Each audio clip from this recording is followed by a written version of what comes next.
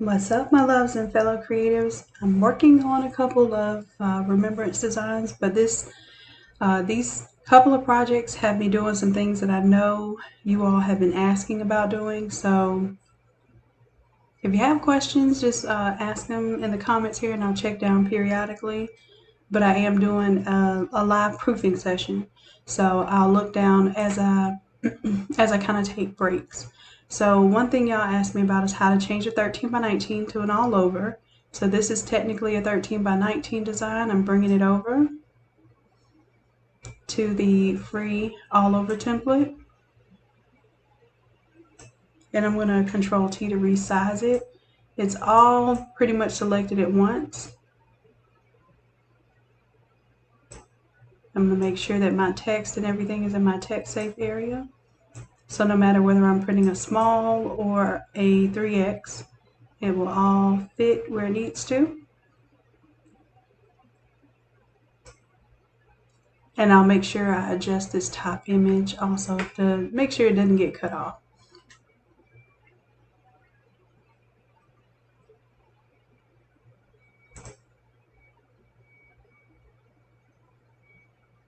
What's up, T and Sharon? Finding our way. I know you. I just can't think of your name right now, but definitely I appreciate you showing up. Rona, what's up, love? So yeah, this is, we'll be doing an all over version and then we'll convert it back to a 13 by 19. And then we'll be doing some collaging today. So I know a lot of you want to know how to collage images, or you don't necessarily have to cut out every last image. So we're working on that today. This is going to be a simple design for you all. I'll probably turn it into a template as well. And this will probably be Keep It Simple Sublimator template, because I'm going to keep one image for the background. Then we'll do, of course, our collage images.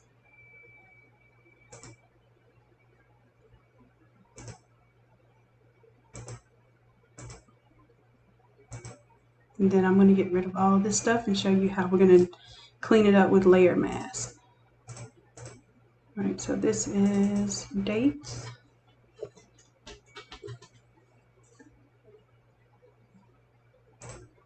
And this name. So all of this is text. I'm going to go ahead and group it all and call it text.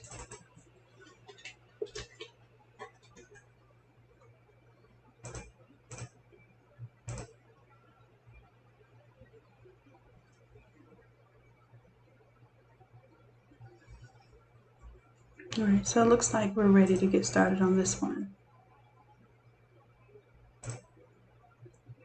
Now, because I know I'm going to break this down to a 13 by 19, I'm going to keep this orientation of where the clouds are because I think it's going to come in handy later. And we're going to duplicate that layer. Then I'm going to do an all over version of it. Control T to transform. Let's make it larger. Now I do want to see this on my smaller shirts. So I'm going to show you one of my little tricks for using an image. If I were to bring this all the way out, then you may not see some of the details on the smaller shirts. So I definitely I want to be able to see the stairs even on the smaller shirts. So I'm going to do a little bit of a cheat here and take this same image and make it all duplicated. Make it a little bit larger in the background. And see if I can make it look like those steps kind of repeat. If that makes any sense there. And of course, these stairs won't even be shown unless we're getting into the 2 and the 3X's. But I don't want to design for the 2X and 3X, and then my smalls and mediums, I don't see the real, the real nitty-gritty details that I want to see. So I'm going to turn off these color back layers for a moment.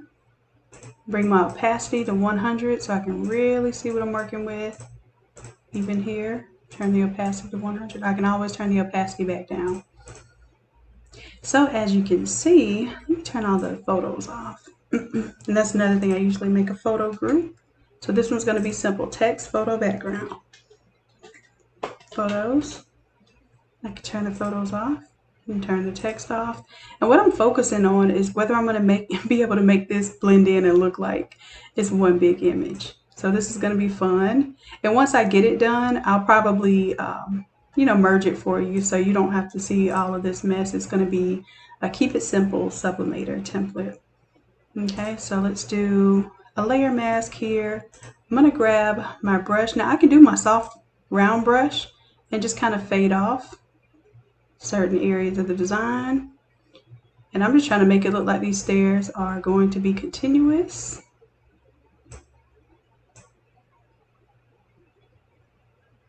I could also use my cloud brush and kind of almost even making clouds. So we'll see if we're going to use that in the future. Right now, it's just going to look like kind of like a tunnel with the stairs. So I'm interested to see how that looks. And honestly, once I do it once, I'm going to delete these other ones because since I did my layer mask and I have this nice and clean, I get the idea of what I want to do. Clean that up. I want no hard lines. No hard lines. Even down there where that stair is. So now I'm going to take this one and I'm going to duplicate it. Once. Control T to the back layer. Make it bigger.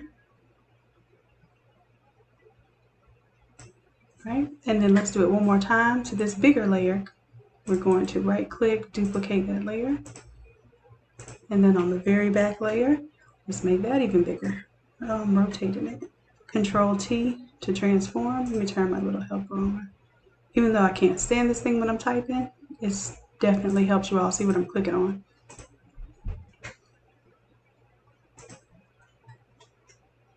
There we go. Making it bigger and look continuous. There we go. And I'm trying to get into these sleeves. And we'll do color past this because I don't want to make this file any larger than I have to. But see, now it kind of looks more like a tunneled in version.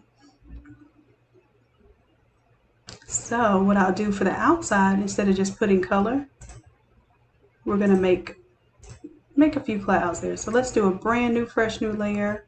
I'm going to grab my paintbrush and I'm going to go to one of my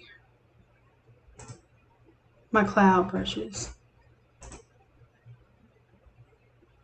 And this is available in the brush packet. So I'm going to paint the clouds. I'm going to use the black. And that's because I can always go and do a color overlay. But when I use black, I can tell where things are going. Okay, so all I'm doing is just making my own little layer of clouds that's going to fill out the rest of this shirt. Okay.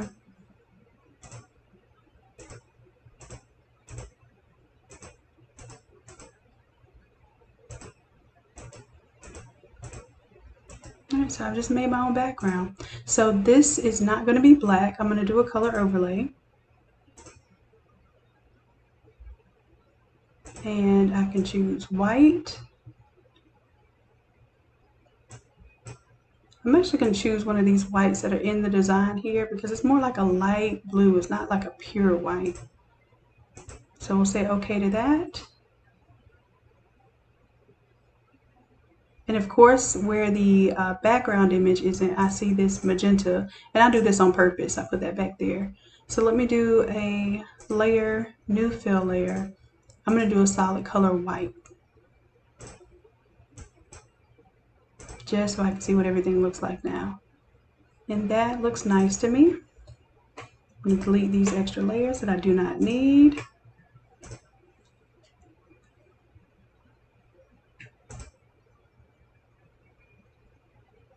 Take all of these, let's group it. Now what I have here is, even when I cut this down to a 13 by 19, I'll still have my focal image where the stairs are. So this is going to work for 13 by 19 or an all over.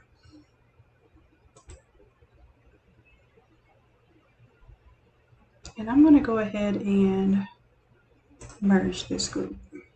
Like I said, I want to keep this file as simple as possible. This is actually going to be a Keep It Simple Sublimator template for all overs, which I don't have many all over $10 templates. I don't think I have any. So this will be one. All right, so we have our photos here. Now these aren't the photos that I'm using, but I will show you if I were using these. I'll go ahead and clean them up. I'm going to take my cloud brush tool, and instead of my soft brush, if I use my cloud brush tool, it kind of makes it look like the clouds are in front.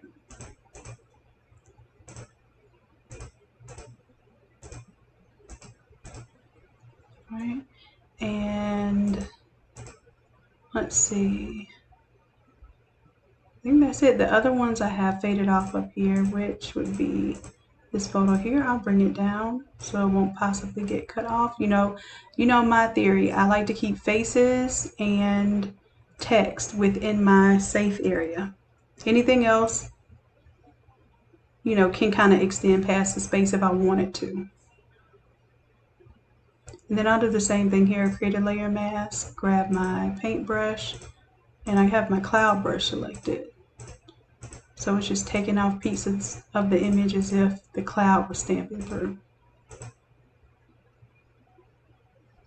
Okay, and that's it. So we're going to do pretty much the same thing to the new images that we're bringing in. And this is pretty much on the spot design. So we will run into some challenges, but that's all a part of the real process. I like to show y'all the real-time design so you can see how quickly we might be able to resolve some issues that we do come across. My first thing is I'm going to go to remove BG just to see if I can have a little help removing the backgrounds from some of the images. And then sometimes a file, I won't really remove the background from the image, I'll just fade it off. So I think we'll see a version of that today too. So I'm opening my folder here and I'm just dropping my images straight from my folder, dropping them literally onto this web screen. You see how it's going to get everyone else's head in there too. We'll have to clean that up, but it's definitely doing a lot of the groundwork for me, especially when it comes to the hair. Excuse me. It can be really intricate to try to trace out hair, but I think that works really well for us. And then we have one more. Now I'm pretty sure this one isn't going to cut out well, but we're going to see. It cut out better than expected. And then I'll show you how we're going to change the perspective to do as much as we can to make that look like it wasn't taken at an extreme angle.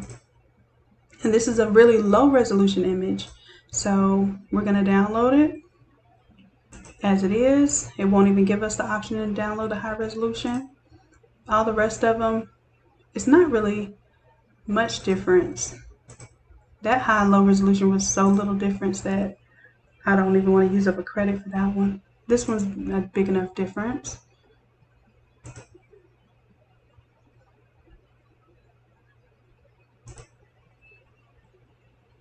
And then we have one more here. This one I did want to see if I can get the larger resolution. It's not that much difference, but if you can get the higher resolution, the higher the better. So I saved all of those. I'm going to right click, show in folder. And I'll show you how I drag and drop these babies right in there. I want to make sure that before I even start bringing photos in that I have the upmost or the topmost photo layer selected so that it'll start to lay on top of that. All right, I'm going to scroll all the way up. 1, 2, 3, and 4. I'm going to drag and drop those onto the artboard, and I'm just going to hit enter to lock them in whatever size they come in. And then I'll go ahead and move these accordingly. Now I had my paintbrush selected there, so you see it gave me a warning that I want to rasterize before I paint on it. That was an indicator that I had selected the wrong thing. I don't want to ever rasterize my images to paint on them. I like to keep them as smart objects. And then the only thing that I will do is, of course, create a layer mask to fade off the edges. So right now I'm going to label these like photo 1, photo 2, photo 3, and then photo 4. And we're going to do 1, 2, and 3 as a collage, and 4 is going to be its own design. Right, and then I'm going to go ahead and take off the images for the previous collage so we can focus on this one.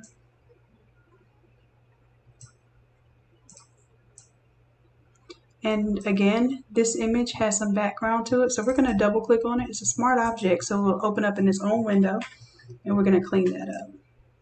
With the pen tool,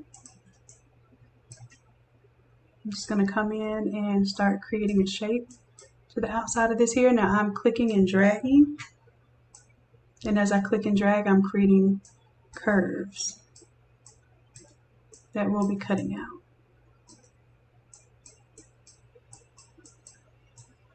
And I'm just kind of arbitrarily selecting the hair here because it's kind of blending in a little bit with the hair behind her. So I'm creating my own cutout here. And I'm just coming to the outside, close that shape up, and I'm going to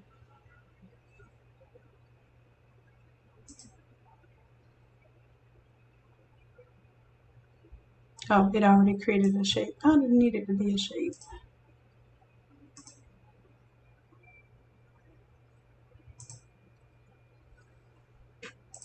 So now I'm just going to control click that shape because it did made it a shape because I had it automatically set to shape before I started. And I control click the thumbnail there so it selected those active pixels. I'm going to go back to my layer here. I'll turn off that shape. It had a blue outline or cyan outline to it. And then I'm going to go to my selection tool here, go to select and mask, and I'm going to see how much I need to really feather it off. So I think I'm going to choose 2 pixels to feather. And smoothing just kind of decreases the sharp nodes that you may have created. I'm going to say OK here. Just hit delete and see what I look like. Control D is going to deselect that. And that looks decent there. Same thing over on this side. I'm going to get my pen tool. There's several other tools you can use to cut out, but the pen tool is your friend tool. That was kind of a freestyle for you. Now I'm going to leave this little piece of hair here because it's already cut out nice and neat. And that wasn't so bad. Go ahead and make that a selection. I'm going to feather the radius 2 pixels. Hit delete. Control D to deselect, and that looks good. So now when I close out of this, it's going to ask me if I want to save. Before I do that, let me get rid of the shape. And as long as it's just a single layer transparent image, when I click out to save, it will save over that original PNG and it'll update it on my artboard here. All right, so next thing I'm going to do is go ahead and fade off the edges of the photos. So I'll start with photo number 2 since we're on it. Create a layer mask, grab my paintbrush. Now here I probably do want to use my soft brush, but I will show you that you can use the cloud brush here too. I'm going to use the soft brush just because that's my quick go-to solve all types of issues with the edges of the prints. Then you can always go back and add clouds on top if you want. So I'm going to do Control Alt, I'm right clicking and I'm going to drag this in a little bit. And what that does is it allows me to resize my brush. And I'll turn the opacity up so you can see what I'm talking about here. Here we go. And then I'm just coming in from the outside. You see I'm not all the way on top of the image, and I'm just sweeping it across until it starts to eat away at those hard lines. And if I need to, I can make my brush a little bit smaller so it can be more concentrated over those areas. And that's 1. Go to do the same thing to photo number 1.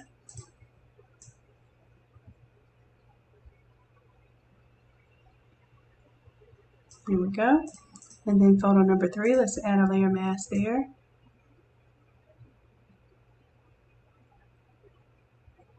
I'm just making sure I get rid of those hard lines. Now some of these you may not see because it just depends on what you're overlapping. Then I can make my brush a little bigger if I want more of an extreme fade off down there. Okay. And then the hair, because the hair is cut off by the image too, I'm going to do a little something different with the hair. Let me double click here. I don't like to see hard cut off, and it's not that bad, but what I'm going to do is just kind of create a little shape with the pencil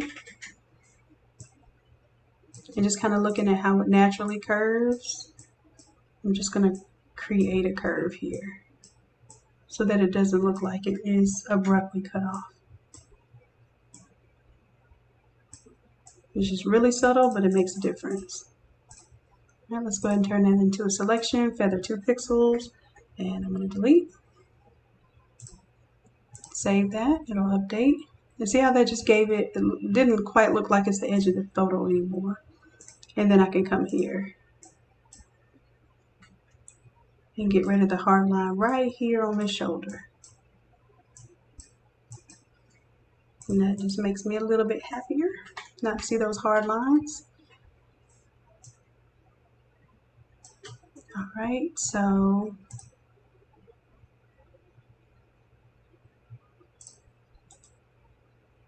I don't know which one we want to make the focal image. Let me see if Yoko's here so she can help me out.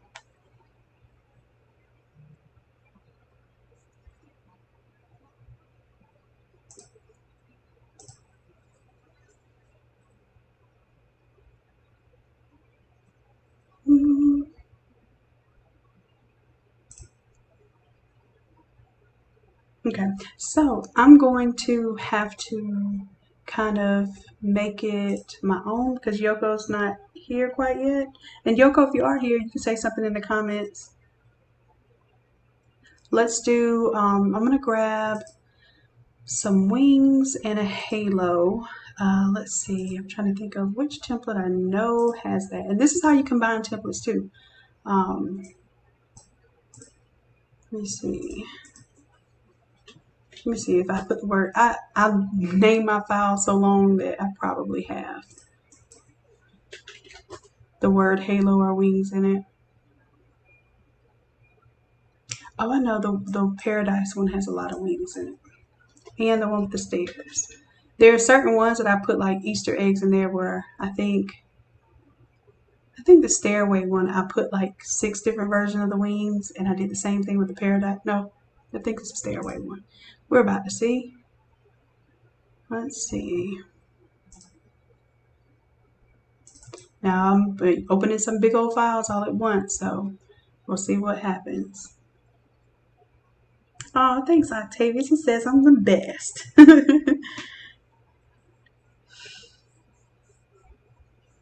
All right, so while that's opening, let's see. I believe that's all I'm going to need is the halo and the wings, and we'll keep that a really, really simple template. I'll make that one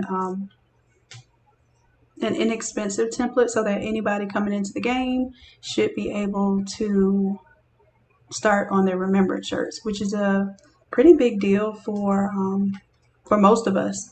Because we take these serious, we put love and attention into these, and I think that the customers most always appreciate this.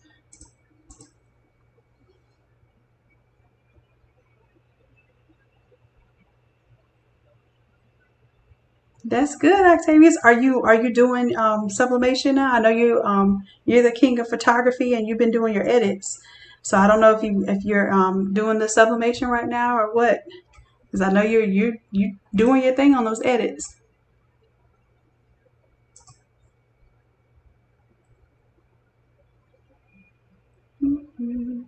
Oh, I must have changed this one.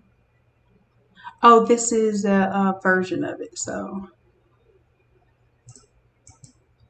see, so yeah, we got some flares and some bling. Maybe I'll bring those over. See, I said I was gonna keep it a simple template, and then I'd like to give y'all all kind of extra stuff. So, ooh, I have some more doves too. What did I do with my new doves? I did them in another template for Reese.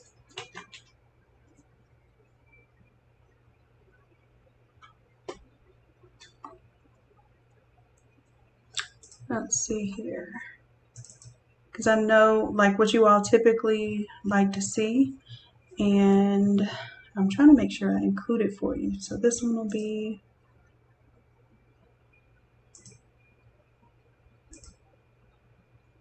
yep, so this one's for Sophia too.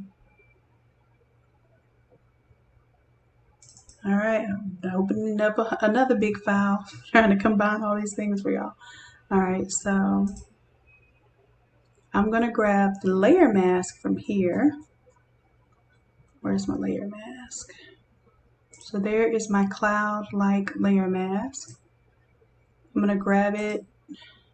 I have to pull this window down so I can see. Save as. This will be a new one.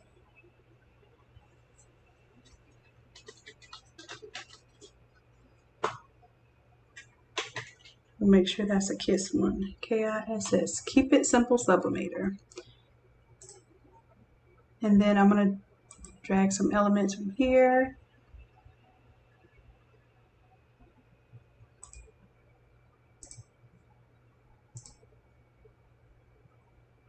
So all of the doves. 1, 2. I know I have some more doves.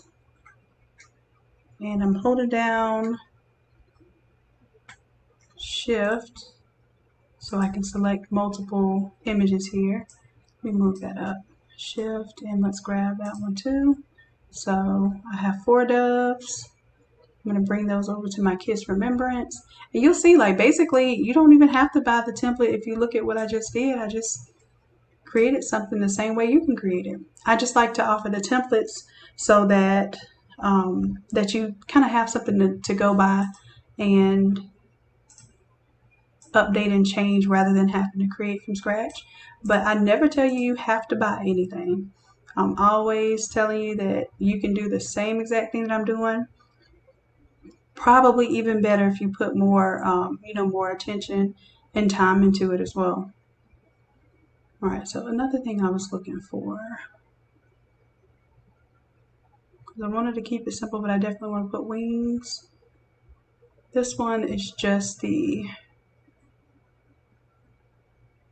front and back wings. So what I wanted from this was essentially to get the dove. So I'm going to close out of this one. And then this is the one where I wanted to grab the wings.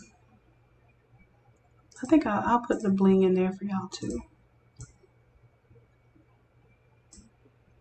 Okay, so there are the little blings there.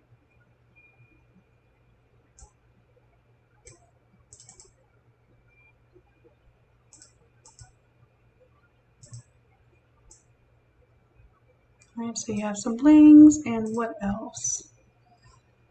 I'm gonna grab wings. Oh, that's where I was supposed to get my layer mask.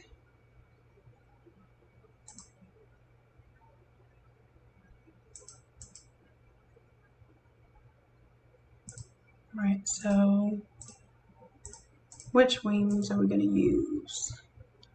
Let's turn off the photos here so we can see.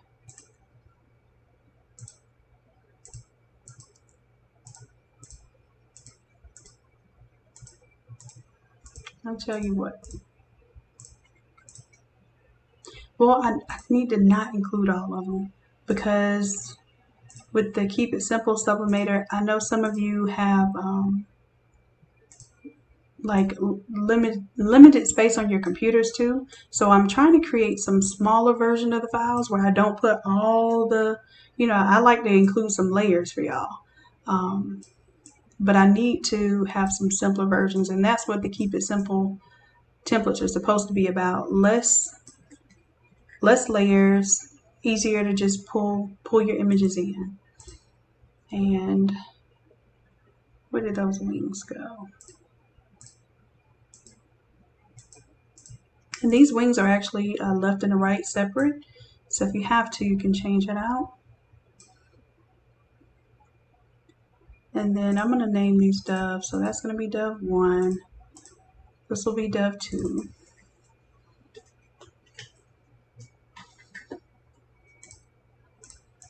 This will be Dove 3. And this will be Dove number 4.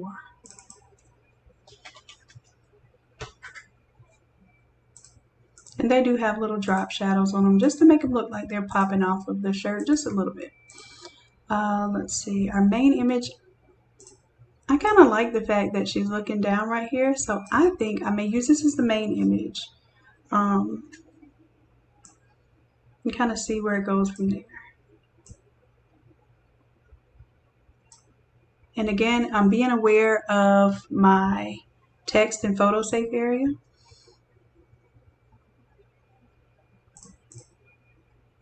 Let's see where our other 2 photos are.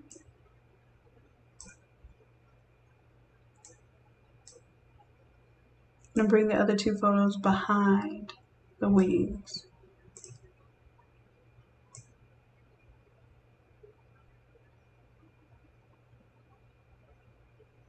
And here it's up to my discretion where I want to put things. So I'm kind of trying to keep in mind how it will flow as an all over and as a 13 by 19.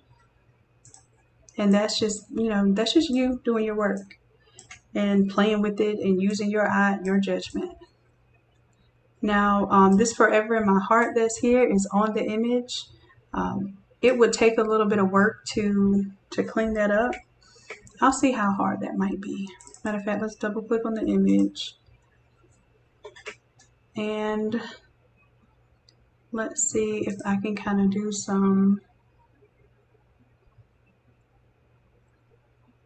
content aware kind of feel, or maybe even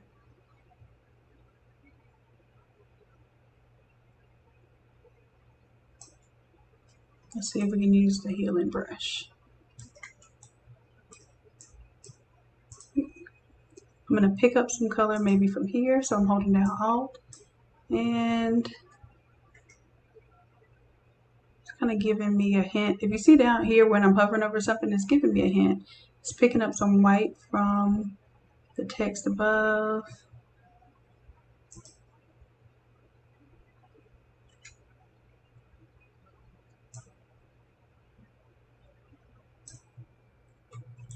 I'm going to go spot healing. Yeah, spot healing is still like picking up. If you see, it's picking up the color from the shirt.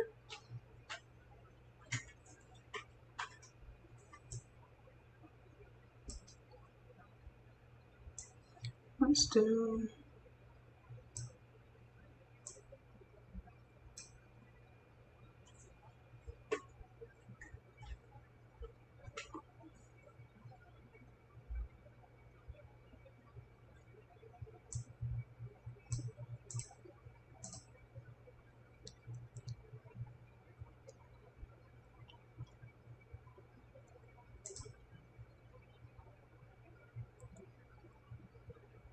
I'm trying to think of the best way to do this.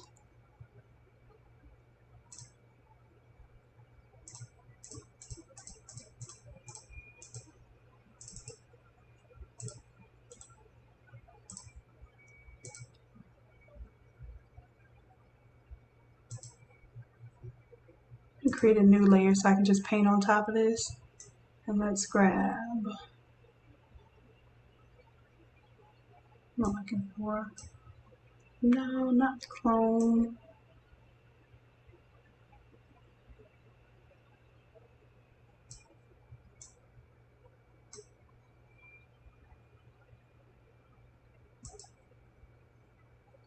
Sample all layers, content aware, so it's on content aware.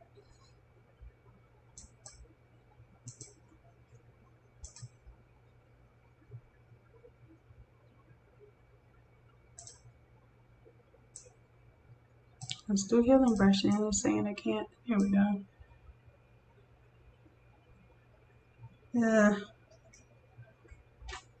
Not liking that either.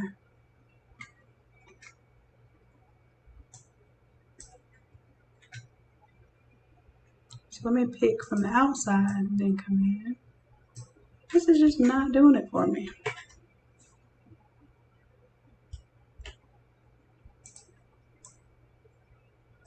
You see how it's duplicating that F there? But at least now I'm on a new layer. So I'm just going to keep grabbing that black and painting over that letter there. And then see, it's on its own layer.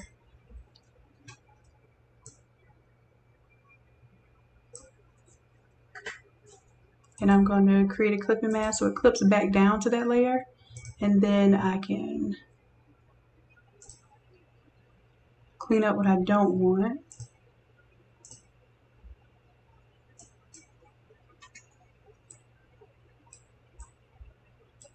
Just bringing the size of the brush down. So I don't want it to make it look like it's duplicated right there on the arm. This is work. I don't know if this is what you want to be doing. And then I'll just color up. And just a little. So that's one part. And this is also, it's not a high resolution image, so this is another reason why we're dealing with some issues here. But I'm on my new layer, and I'm actually going to go ahead and create a new layer for the skin now.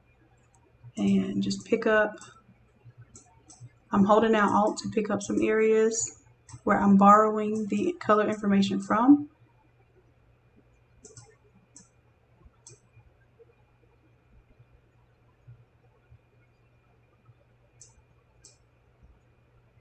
And then I'm just continuing that color over.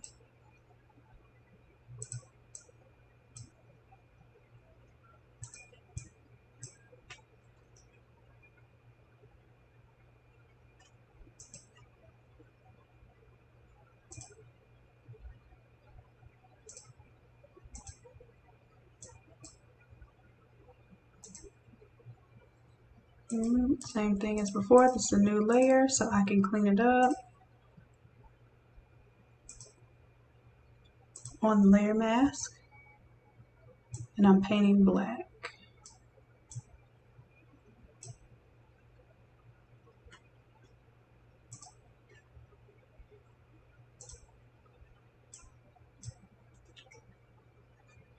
And Alt, I'm choosing a color right here. I feel like I'm going to end up like airbrushing this thing. This is not what I want to do. I believe that's exactly what I'm going to have to do, is like actually airbrush over it. And I'm trying to give y'all a real solution, so. And honestly, I don't mind that it says forever in my heart. I just don't like the way it looks. So. This is a lot easier than trying to edit the low resolution image. So let's do this.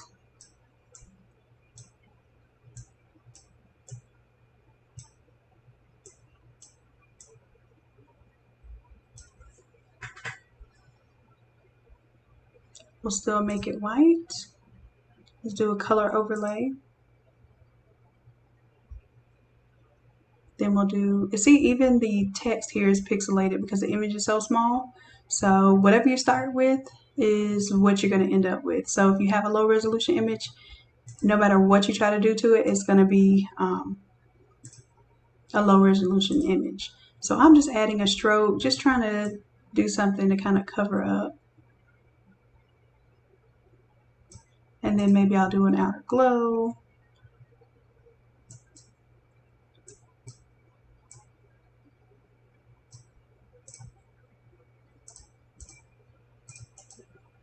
That way it kind of covers up what was there before.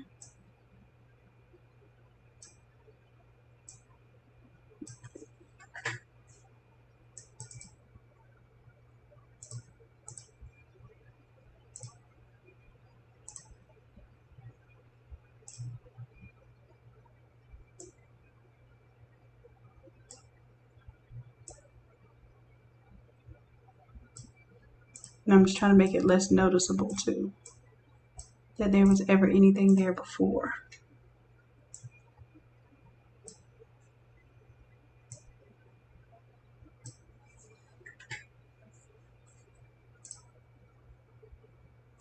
And this way, when I go and create a new layer where I'm just painting the brown, I'm just literally grabbing some brown from somewhere near her flesh and filling it in. And you don't know that anything was there. I think that's it.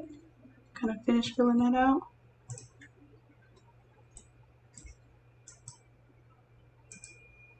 So that brown in the background is filled in. Now, in order for me to make this a update and be the same PNG, I have to select everything and merge it. Otherwise, it's going to try to save it as a Photoshop file.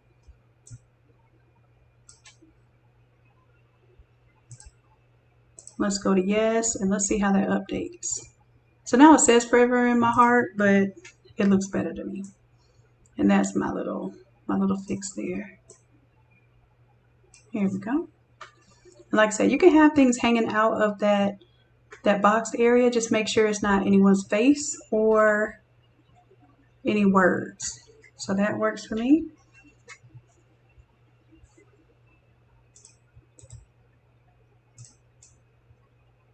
We can move these individual flares here. And if you have anywhere that fades off, like right here by her hair, put a flare there. I just wanted to select that single flare. So that particular flare. Then that way it looks like it has a reason to have a fade off. Okay.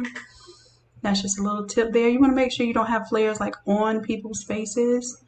That doesn't sit too well with me. I feel like it's a little disrespectful to do things like on someone's face, unless let's say it's a Snapchat picture that cuts off at the top and it already has flares on the face, and you need to continue that to make it look good, then you do what you have to do. But that's pretty much it. We can move these doves around definitely. Control T, we can resize them or transform them. Now these wings, I definitely need to bring them down a little bit. Maybe even resize them. I'm trying to make sure that when I create my 13 by 19 that my wings are still in the image. And I probably could fade the bottom of this image off just a little bit more. Let me grab my paintbrush. I'm on the layer mask, not the photo. And I'll make that brush a little bigger. And of course I need to choose black instead of white. And just fade that shoulder off a little bit. All right. Let's go back to our doves. And I probably should have resized them all together just to make sure they kind of stayed about the same size.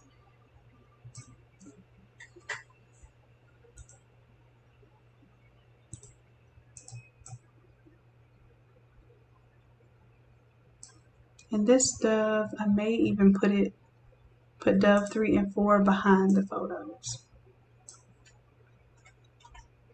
And see if I hold down Control and select both of them, now I'm resizing them together. If I hit enter, I lock in that transformation. And now I can move them individually.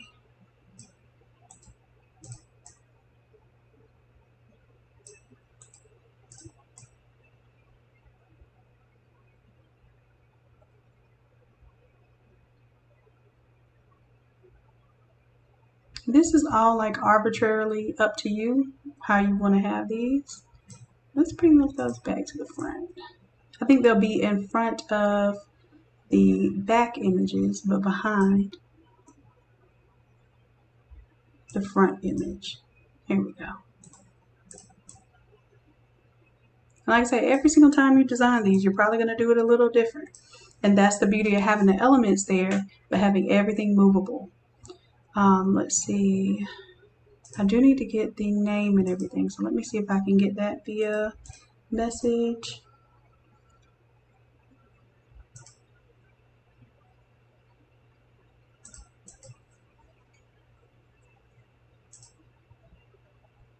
And I'm opening up Facebook here, so y'all forgive me if the computer starts lagging or the internet starts lagging and dropping frames.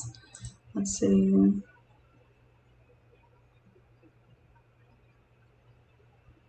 Let's see if we need to put names or dates.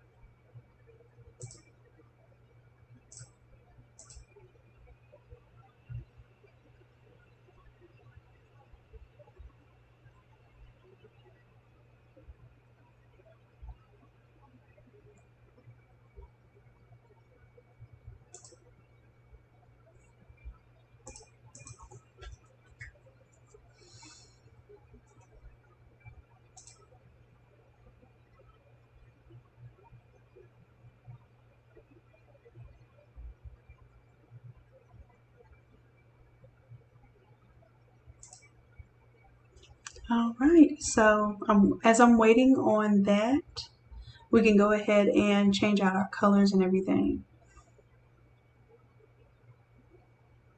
So color change.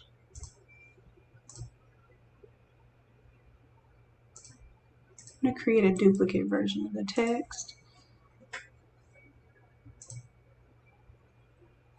Because what I wanted to do was with the other image, because it was a purple and gold theme, I want to show you how to change the background image to kind of be more purple or a gradient color versus the typical blue. And let me ask that question too.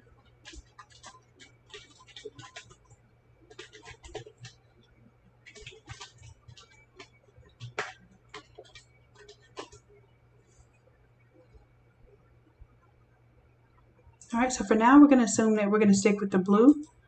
That's probably going to be most common color combination when we're doing the sky background anyhow. So let's double click on the effects here for In Love and Memory of.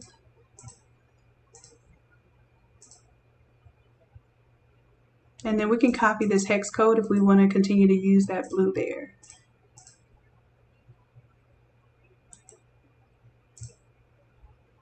Same thing here with the gradient. We can go into the gradient and we can change the color stops. So I'm just pasting the blue that I had selected before.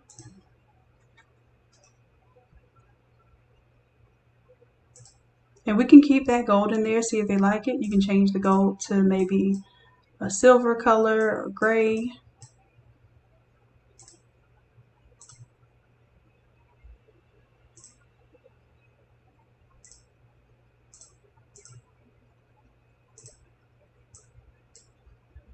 And then the closer you bring colors, the more of a stark contrast it has, rather than just fading real cleanly. And this kind of reminds me of like a reflection. So I like to do this sometimes. Some people like the gradients more smooth. Some people really like this little harsh line in there. So we'll see. I think that's it there. 100% normal. And then of course, the color overlay for the dates here, we'll change that too. And this one, instead of the lighter blue, I'm going to choose a darker blue.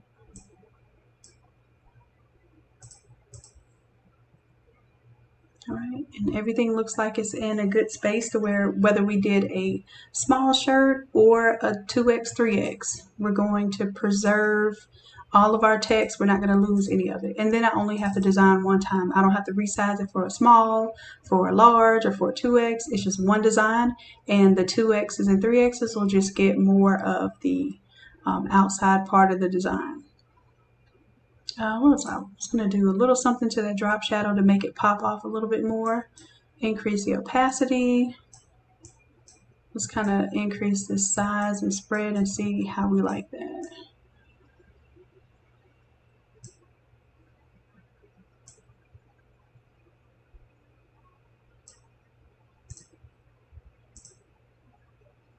And right now I have a white color stroke on the outside. Let me see if I want to put a stroke on the inside.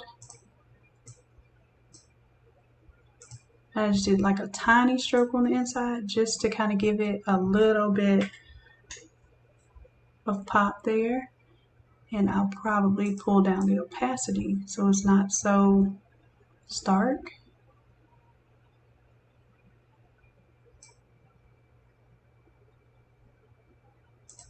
And then we also have a Bevel and Emboss on here that makes it kind of pop out. You can always go in and play with these to make it look like more puffy. You can make it look like a chisel. Kind of makes it look like a very hard edge, more like how your jewelry is chiseled and beveled.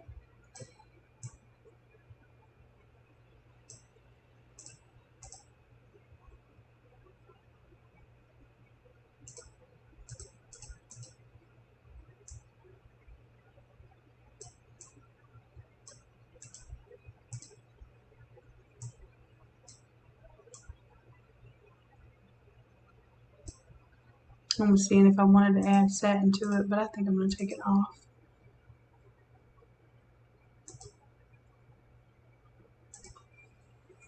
And I think that's it.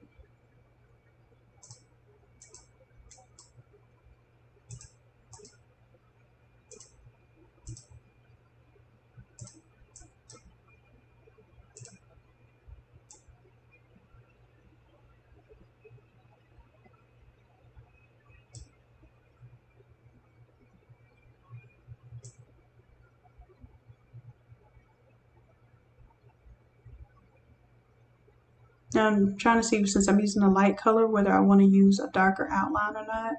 So that's what I'm playing with right now.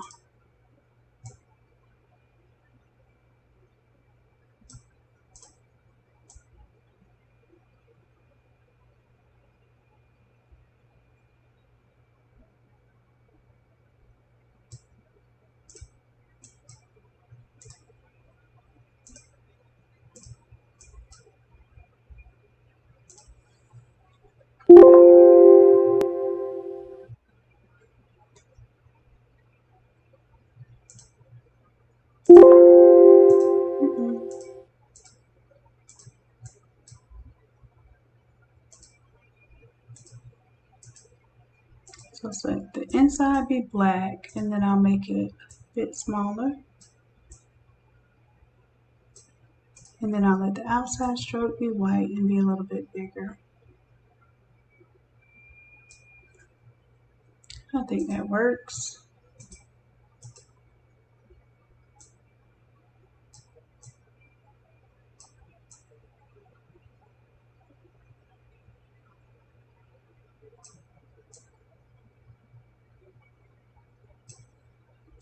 And then let's back it up a little bit. Control minus. And I'm just waiting. I'm just killing a little time while I'm waiting on information on what color we're going to do. Now, for some reason, I'm still seeing a little bit of tan. Or is that might just be my eyes. Because that's the gray. I don't know. I thought I saw a little bit of brown in there. But that's it for that one. And then we have to, of course, do the variation of it. So while I'm waiting, I'll go ahead and do the other photo. So we'll turn off the 3 photos, of course. Oh yeah, because I have to show y'all what we're going to do for this one. This is a tough one. This is what it is. Sometimes you're going to end up with photos like this, and you just have to kind of make it work. I'm going to increase the canvas size on this so I can kind of see what I'm working with. Maybe do 10 by 10. And then I'm going to use my edges here to kind of stretch this out. So I'm going to do a transform, and I'm going to do a distort. So what I'm looking at, I can kind of tell that the bottom of this is a frame. So I'm using the bottom of the image here to try to stay within the I guess the perpendicular lines here of the frame. So if I have the same amount of space from the bottom to the top of the frame there, I'm assuming that's about even, and just kind of manipulating my picture so that hopefully it looks a little more believable.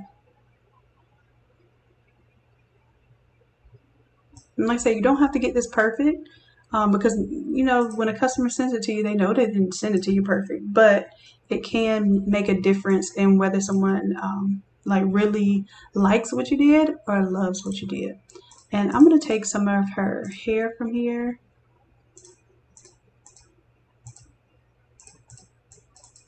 Control C, Control V, and let's Control T to transform it. I think I did Control G to group it.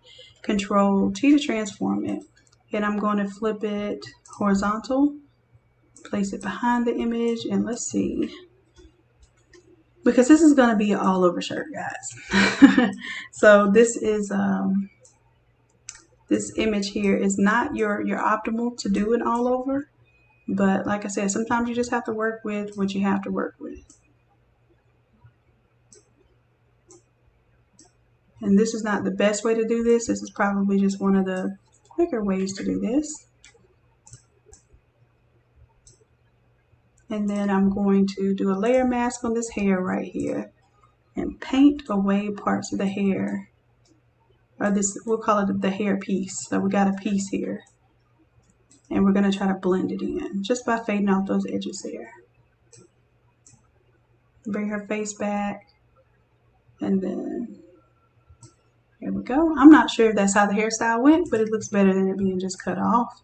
I'm also going to do a layer mask on the original image and get rid of that little corner from the photo. Just that corner. And that looks better to me already. And we'll do the same thing over here for the side of the head. We'll go ahead and just we'll grab the ear with it because it'll help us figure out whether we have the right placement. And on the image, we're going to do Control C, then Control V, then Control T so we can transform that piece. Right click, flip it horizontal, and Control T so we can transform it again.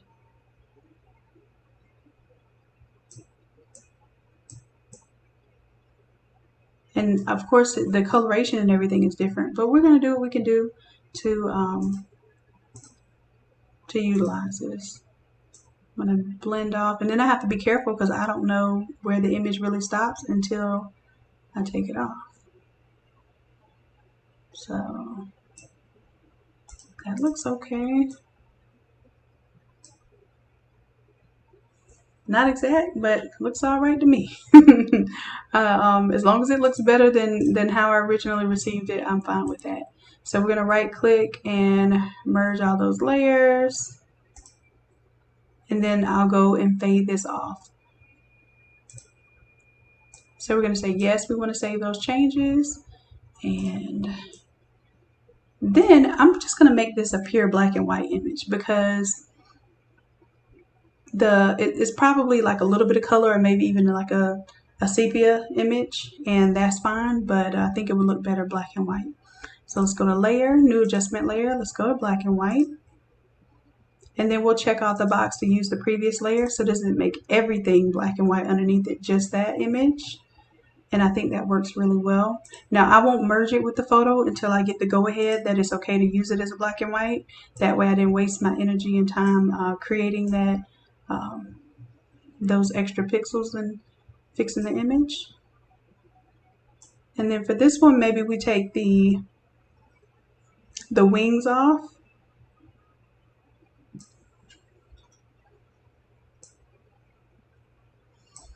And this is just going to be only like a single image here. Now we're getting dangerous by blowing this picture up, but at the same time, I think this is just one of those things where, you know, the person knows that the image is not a high quality image, but it's really more about the presence of the image because it has the, you know, the two kids there. So if that's the case, then we're going to give the customer what they want and make this image look as best we can.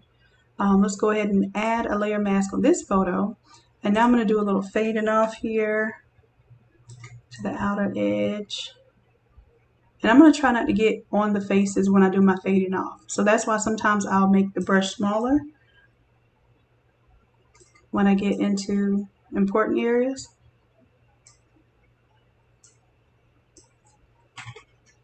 And then I can always bring back. So let's say I missed and like went into the face a little bit there. I can always bring that back by turning on the white instead of the black, because the black is going to conceal and the white's going to reveal. So I'm revealing that image again. All right, and make it a little bit bigger, turn it back to black, and let's get rid of this frame so we can't tell that this came from a photo. All right. And then if they want to put wings, we can still do the wings. I'm going to duplicate this one and merge it. Maybe these wings will be just around mom.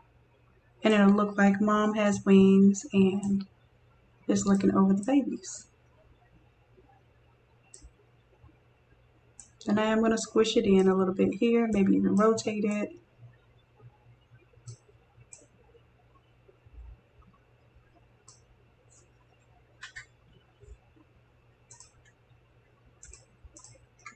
And then we'll go ahead and group that as, this is going to be the special photo. The other ones are all going to be the same. So this is one that the individual wanted different from everyone else. So we're going to give them that. And let's bring it below the doves, see how that looks.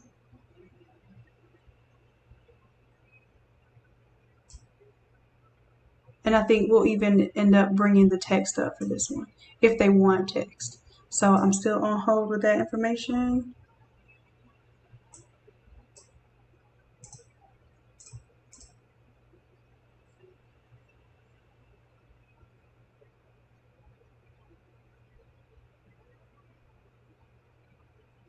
Okay, that's E. She's checking messages for me. Thank you, love. I appreciate that, Erica.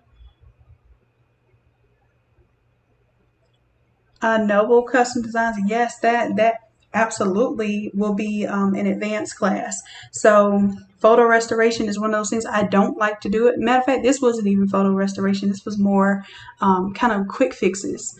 But absolutely, photo restoration should be and will be one of the advanced level courses.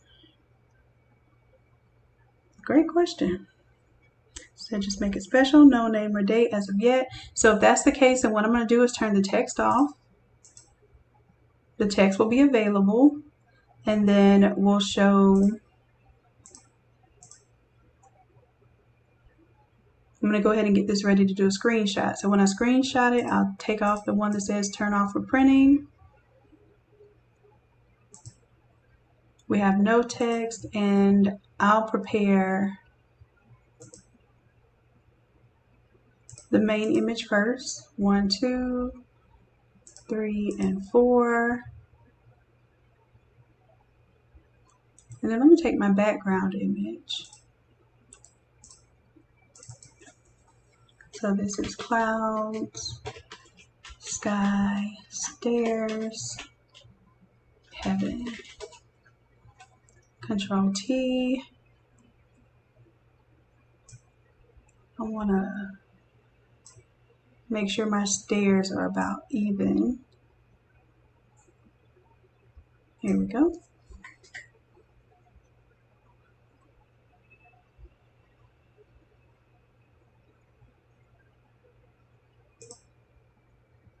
And that's pretty simple there. So I'll make sure my doves are going to be able to be seen on even my smallest of shirts. That's something that you have to pay attention to. And then if we want to add the text,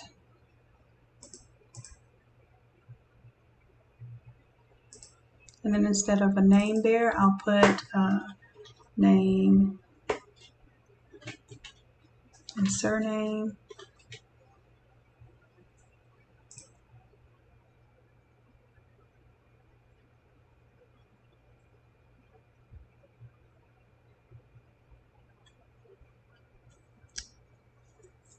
Yes, you're a flamboyant creator. Yes, we do teach Photoshop, and there is an academy for that. Erica, if you don't mind, it's academy.innatelab.com.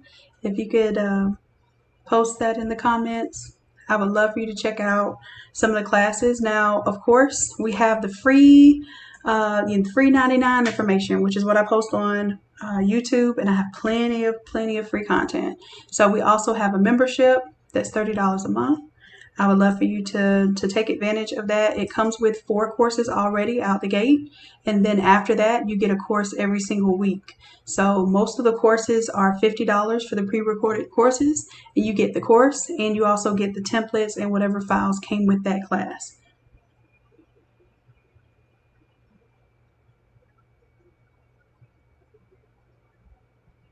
Oh yes, Erica is New Blinger Slinging with E&J, and Erica teaches folks how to do the bling designs as well. So if you're interested in doing the rhinestones and the faux rhinestones, she has a group.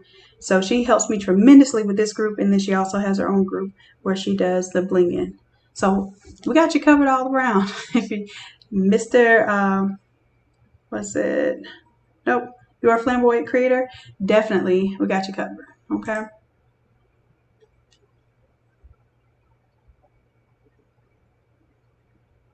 Forever in our hearts. Perfect. Okay, so what I'll do, I'll take this text, and this is why I like to create a copy of the text, because now I can duplicate it, and we have a version that says in love and memory of. And then I'll make one that says Forever in Our Hearts.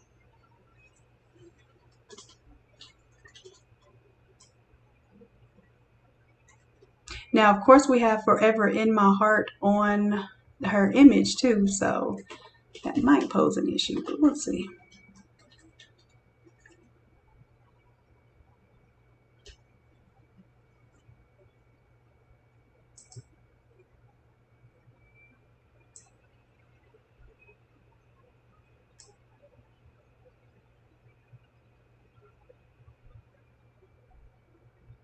Awesome. Well, let me know how you like it. I really like y'all's feedback, and this is something that we plan to be doing for quite some time. So I hope you have fun in there in the academy. And if you create anything, which you will, if you do the class, every class you end up with a final product.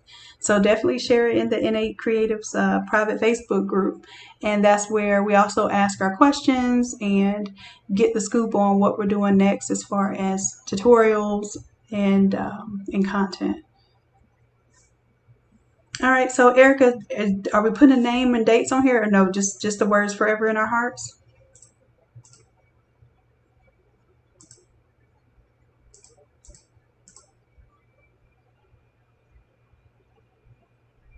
Because if that's the case, then I'll make it have different levels. And all I did was alt click and drag to create a copy of that.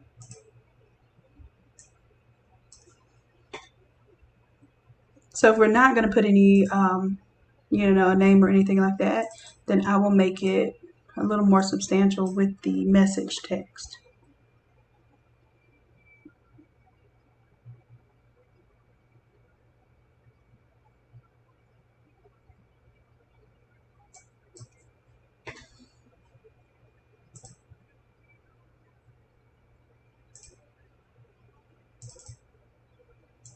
So even how we had it before for the name and surname, maybe I'll bring that one back, and then I'll put Forever. And this is just, playing with the stuff. You don't really know what you're doing until you do it, right? Especially when it comes to design. Let me make sure I spell that correct because I can't see it. So maybe I'll do Forever in the block font. And this is typography, where you're just playing around with the text, the fonts, how they kind of play off of one another. I like to use contrast with text, just like I used to use, like the reason why I like to use outlines and drop shadows and things. They just add a different element of interest, visual interest. So Forever, and then yes, I'll do In Our Hearts. And we'll keep it simple, which is not my typical MO, but I do see that the simpler I keep things, the cleaner it is for you all to understand, how to navigate the templates. So I'm learning. I am learning. And it still looks fancy, even though I kept it simple.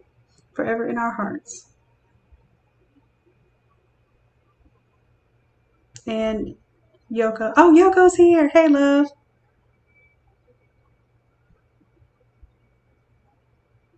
Okay, cool.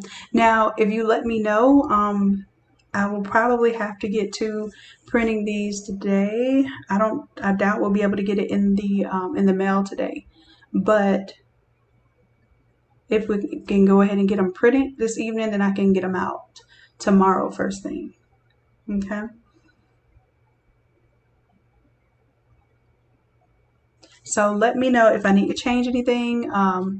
And Yoko, while you're here, let me do. So I'm just going to name this group Forever in Our Hearts.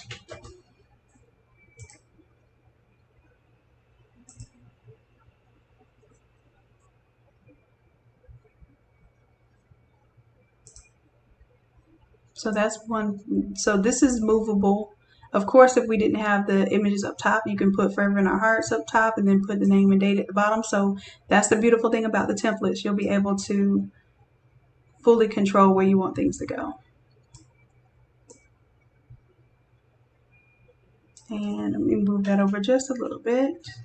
And then I can center, like if I want forever and in our hearts to be centered, I'm going to grab both of them and see this option to align up here at the top. That's what I call my skewer, just like you skewer it on the Barbie. So I skew it on the Barbie and now it is centered amongst itself. There we go. All right, so that's forever in our hearts. And then if we needed to put the name, we still have that area, name and dates, we have that. So Yoko, what I'll do, I can go ahead and screenshot this for you. So you can, and I keep the sizes on there sometimes just to show them, because they'll say, oh, well, can you make the picture bigger? Because they see all of this cloud space out here. And I like to show them that, hey, in order for it to work on the small all the way up to the 3x, this is what it's going to look like. It's going to look, the image is going to look huge on the small mediums. It's going to look very significant on the large, extra large, and it's still going to look significant on the 2x, 3x. So let's go ahead, let's do a quick screenshot. I'm just going to use my snipping tool. And for those of you who may not know that you have a snipping tool, I'll show you how to get to that. So Yoko, I'm just going to text message that to you real quick, so maybe you can text it to your folks.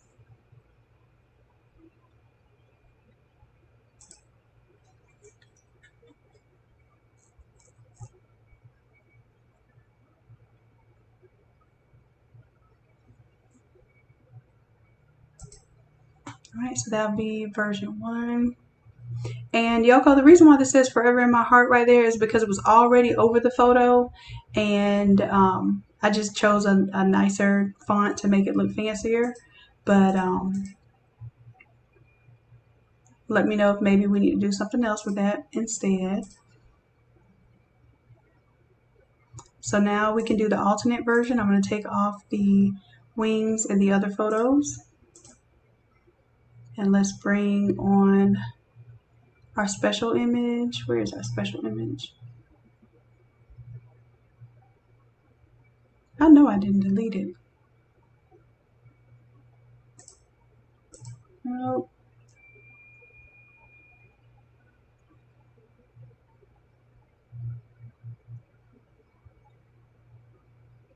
Oh, special right there. I was about to say. About to frustrate myself today. So for this one, maybe I would take the forever in our hearts and duplicate it, because I don't want to move it for the other one yet until we get approval. So I'll bring that up. And maybe we'll take the doves. 3 and 4.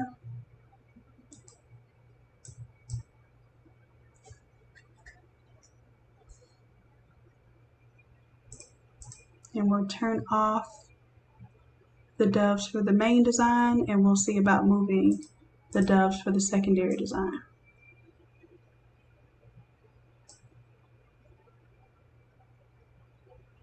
And then that's our 3D design for the other one. Let me know what you think about that, and I'll send you a screenshot for it.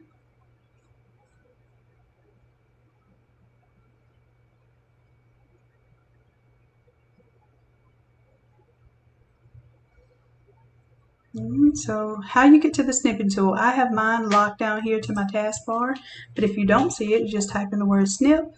You'll see snipping tool, and you can right click, and mine is already pinned to the taskbar, but you can pin it to the taskbar, and I use it all of the time. Even when I'm browsing something on the web and it won't let me right click and save the image, I'll either right click and inspect to see if I can get it, and if last resort, go to my snipping tool and I'll snip it as a screenshot. All right, so let's go ahead and send that one to you as well.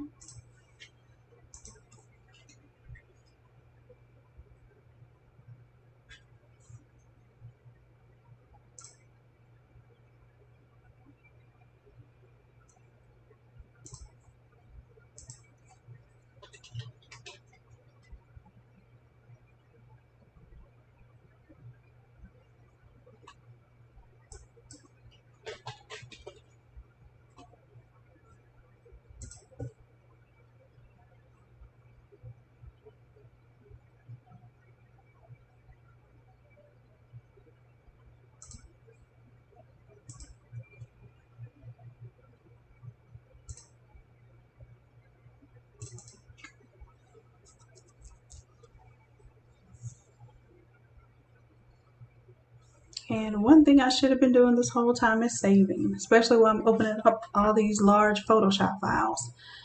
I'm tripping.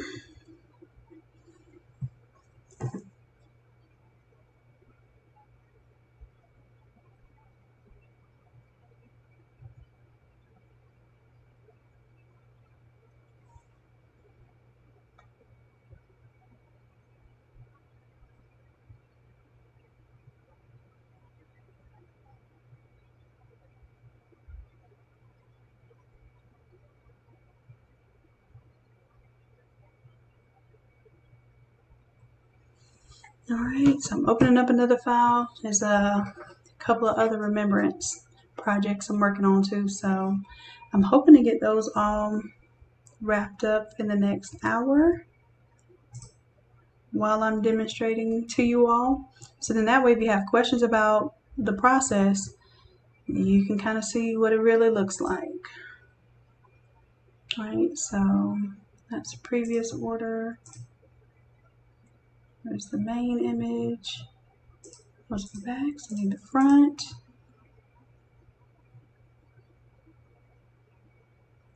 And this one.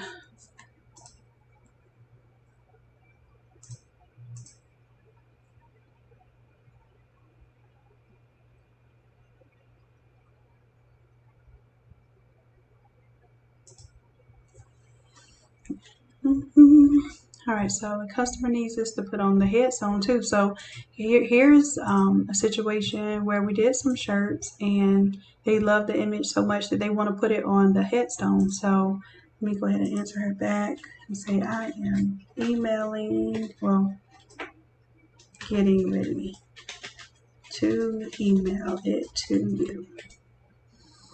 All right, so let's take off all the words. As a matter of fact, I don't know why I'm taking it off individually. I put it in a folder.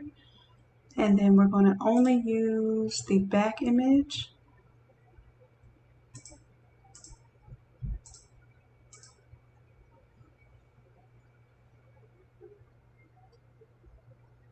And I'm going to send her a couple versions of it. So I don't know if she wants it with the background or just the image itself, but I can take off my background and I can send this to her as a PNG.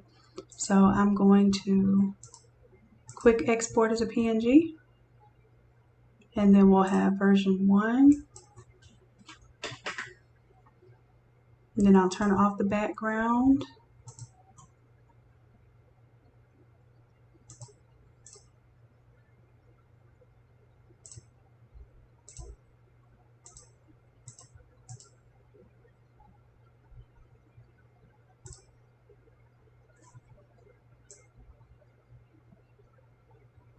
I'm going to move that around just a little bit. Turn off the background. Let's turn off the gates. Let's turn off the clouds and the doves.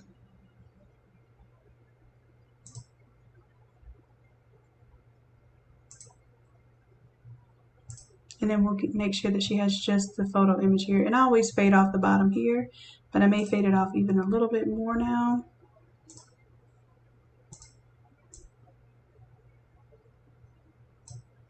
Just because I think that's the focal image that she wants. So file, let's export, quick export as PNG. So that'll be version 2. And that way somewhere between the lines, if she just wanted the photo or if she wants the photo with the background elements, then that's available. Now go ahead and turn back on my other layer so I don't forget.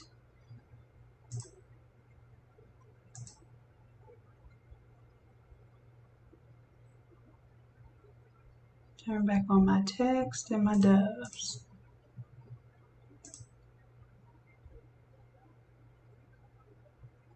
Oh, I think I moved the photo too. I did. Oops.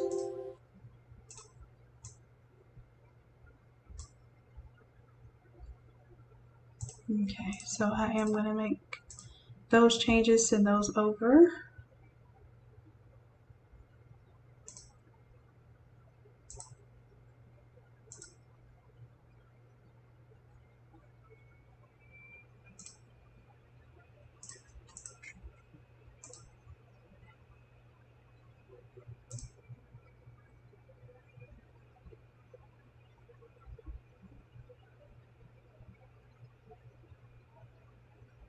Okay, so on the special shirt, we're gonna put 3 of a kind. Oh, I like that. So now that it's a copy, then we can just choose the same exact styling. So let's do, instead of forever, we're gonna put THREE, or we'll put the number 3. Do you want the number 3 or is 3 spelled out? 3.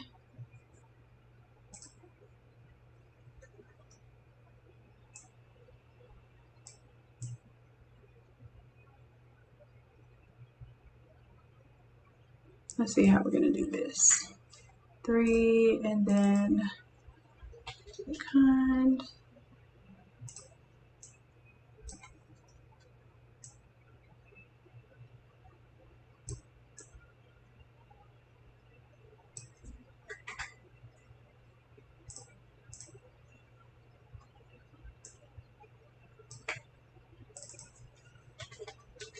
So 3 of a kind.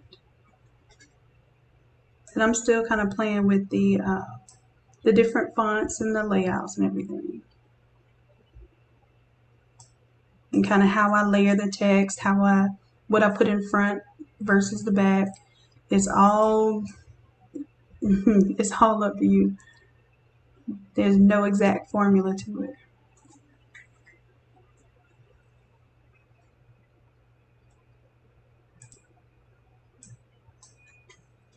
I think I bring kind in just a little bit.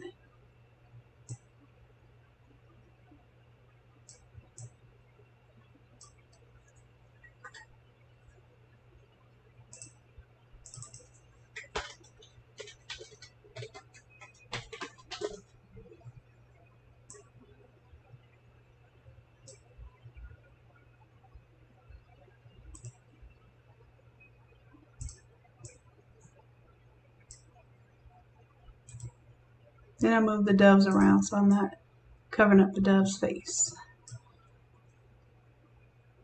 Okay, so this first design is good. So let's go ahead and prove this one. Let's grab our snipping tool again, do a new one. I'm just going to capture this screenshot. And then I can just paste it into my text message on the computer. So if you don't have a Google Voice number, if they still have them, because I know that they were talking about getting, doing away with them. But if you have a Google Voice number, you can text right off the computer. You can turn it off after hours, so nobody has your personal cell phone number.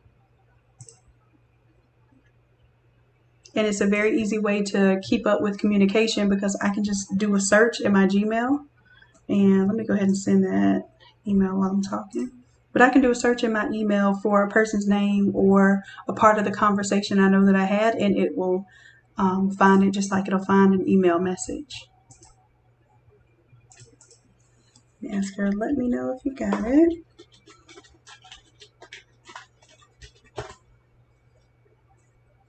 And then unfortunately, we just did this one. Don't need to save that one. I don't need to save that one.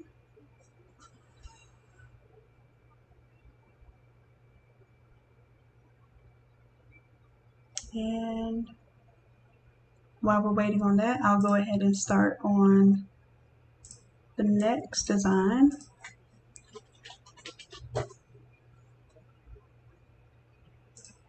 Which happens to have a good deal of photos too.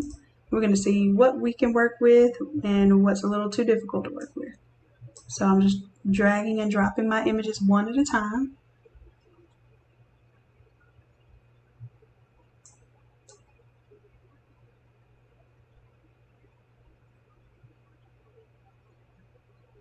And like I said, we'll have some times where it won't be exactly a clean cut, but we can definitely fix that very easily.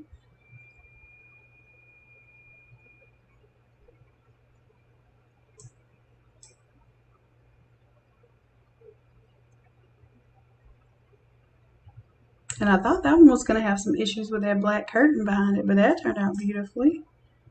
And I may have to break this down. We'll see. Because this is a couple of different images. I'm going to see what it does. Oh, it did it. A little bit of excess around the image there, but we'll probably choose one or the other here. I doubt we'll be choosing both. And then there's one more image. So far Remove PG has been a great help for me. Of course, until I do this one. Now it's saying it can't find the background image here. So let's see why. Let's open, I'm going to right click on it, open with Photoshop, and see why it won't read this as the background. I'll go ahead and crop it in a little bit to give it a little help maybe in distinguishing the background. Let's do image size, and then of course I have to make it a little bit bigger. Oh no, it's probably about as big as that's going to get. So let's just save it, and let's try that again. We'll save it as a JPEG, and it won't let us because we have to right click and flatten the image to make sure that it reads as a JPEG. File, save as, or now we can probably just hit save and save it as a maximum size JPEG. I'm going to close out of it and try this one more time.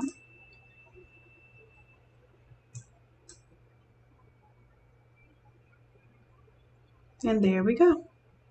It read that much better. So now I can download these as high resolution images.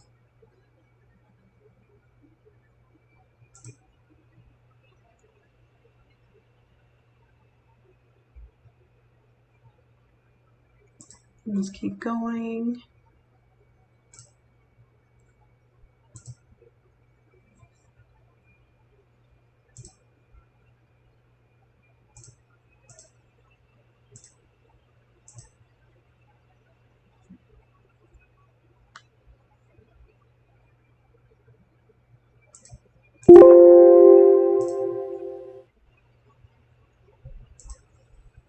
And this one will probably be a collage as well. So it's not going to be uncommon for you to have to do collage images, and especially for sports, remembrance, even like your birthday shirts.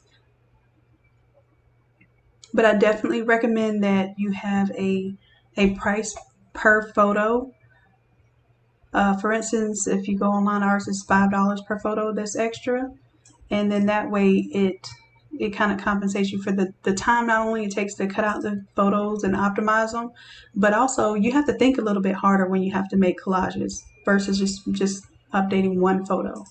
So it takes a little bit more design time, as you can see.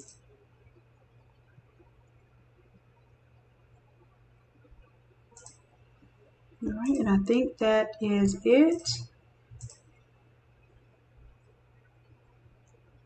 So this will be a whole nother version of this. Oh, check the live chat. Y'all just talking to me.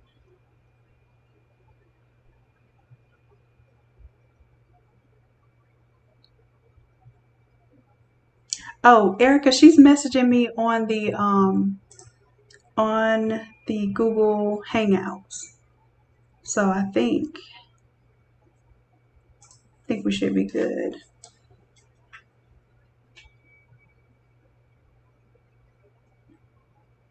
She said the first design is good, and let me know about the second. So Yoko, let me know about the second design, and in the meantime, I'm gonna start on this other one. Now this other one is not going to be all over. It's going to be a 13 by 19, but we're going to use the same template we just created. Okay, yay, she got the photo.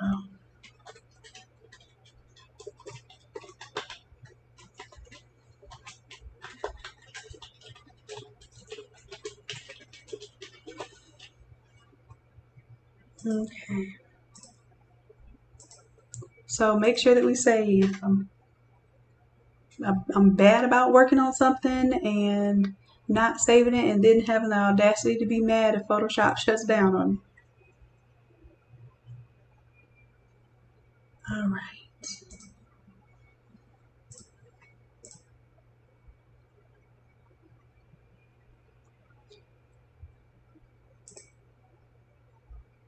And what I'm going to do, because I have my screenshots, so I don't have to save these until I know that I'm going to print them exactly like they are. So my screenshots are going to save me as far as bringing back the layers that I'm supposed to print without having to save multiple versions of this file. So I'm going to take off the 3 of a kind,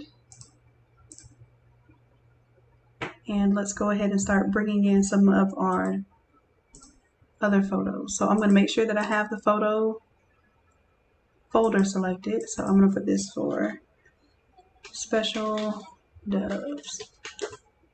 And then when you all receive this file as a keep it simple template, it's not going to have all these extra layers. It'll probably be one collage layer just to give you an idea of how you can collage. And then the text, I might include a couple of versions of the text, like the Forever in Our Hearts versus the In Loving Memory.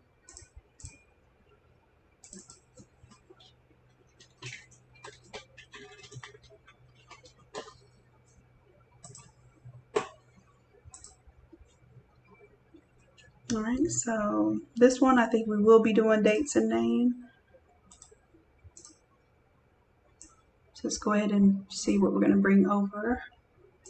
Now I can bring over all of the images, and then I can kind of see if I have repeats or something that needs to be changed.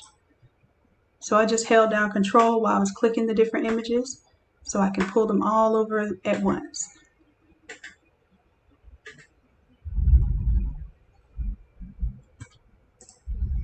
Now keep in mind, this is going to be a 13 by 19. So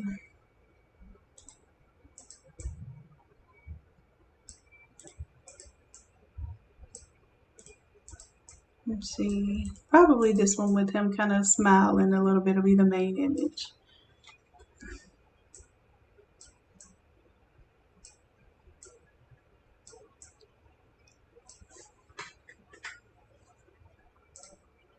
And then any images that he has with others, I'm going to make those a little bit smaller.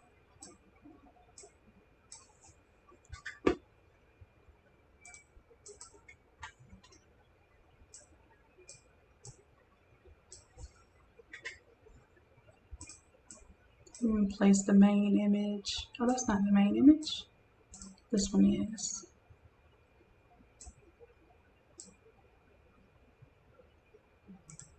And for this one, I have to decide which photo we're going to use. Zoom in.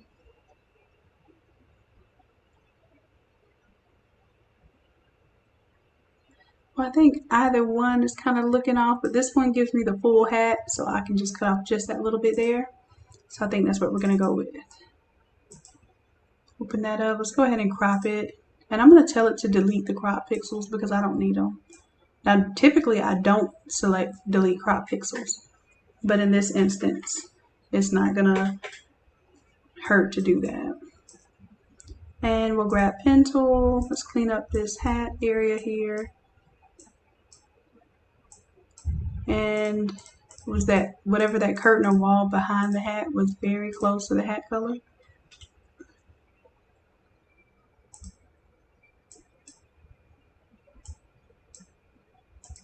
I'm just kind of cleaning that up a little bit. Just going to make the data selection.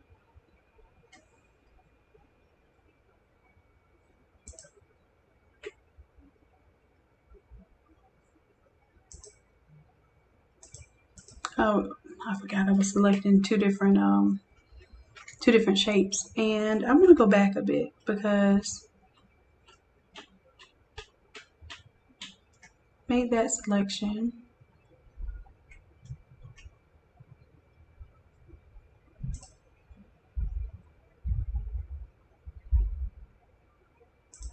Go ahead and close that off, make a selection. And this one went out, I feathered it 2 pixels, and that was a little too much. So this time I'm going to try 1 and see if it looks believable. That looks better.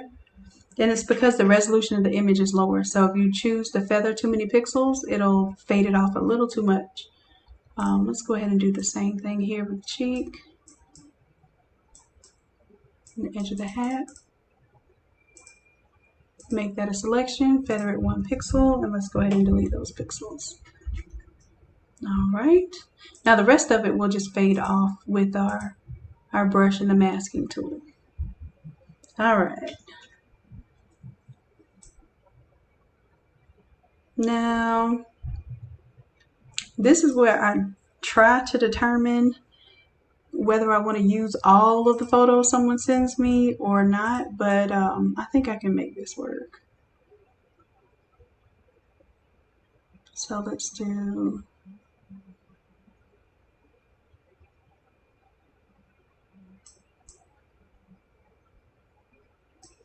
one and two here. Just I have a kind of odd number of photos, and I don't mean odd by the odd or even, just that it's going to be hard to make the design look symmetric.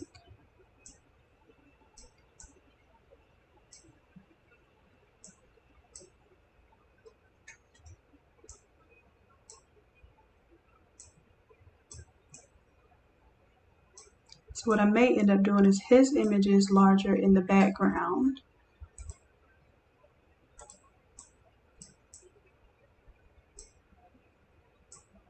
I kind of wanted this one because it's cut off right there. This one.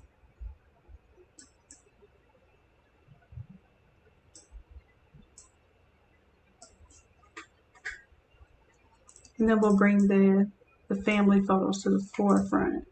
1, 2, and 3. Bring those forward.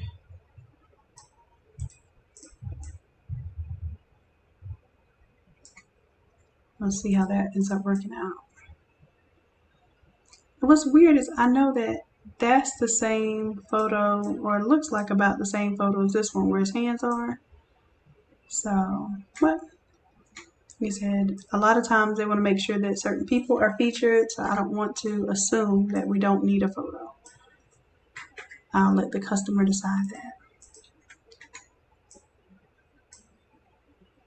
All right, bring that down.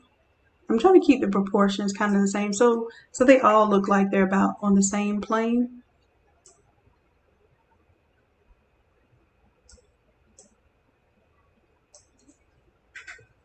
That way I can start fading off the images and they kind of look like they flow together. So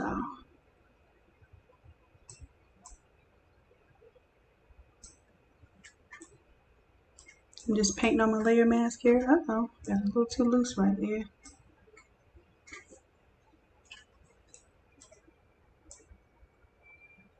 And if I took off a little too much, I can come back with the white and add it back.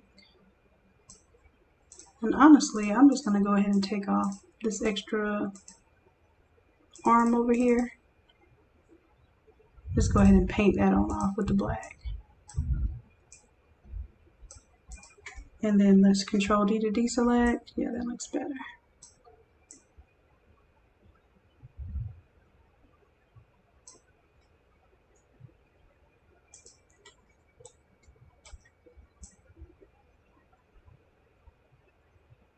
You bring back the arm there.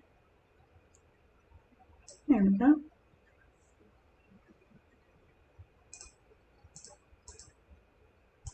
This image, same thing. Let's do a layer mask. And let's make our brush a little bit bigger so we can start our fade off. We need to select black. And we're painting on the layer mask and not the photo.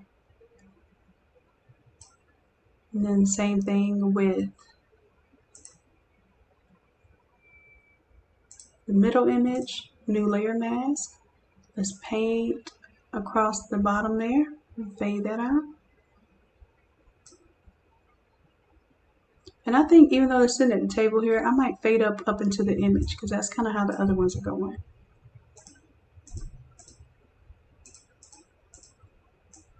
Just kind of fade up into the table.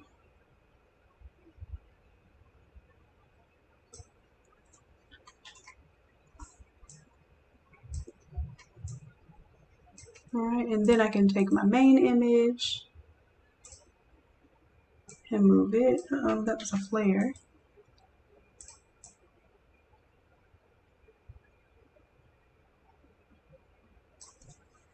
And let's do a layer mask on that one.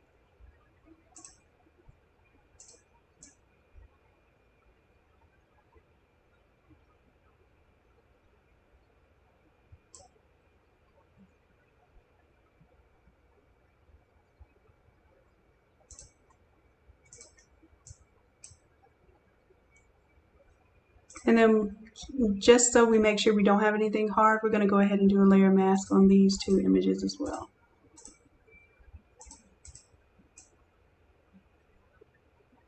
Even though I can't really see it behind there, I just know if I move it, I'll see it. So we'll go ahead and nip it in the bud.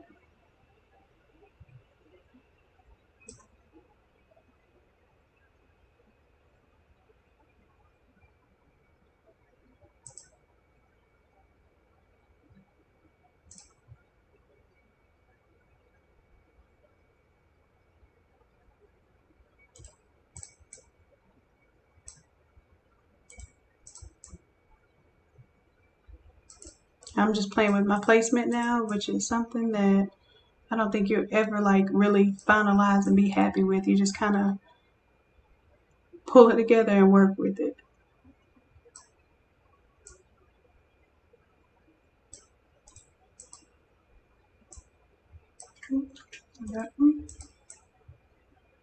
And like I said, this is why you have to charge more to do collages, because you have to think about this stuff. It doesn't just come to you like that.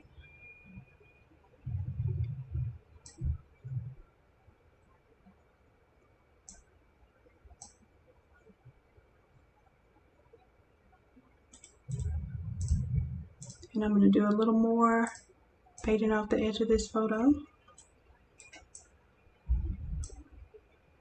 Same thing here.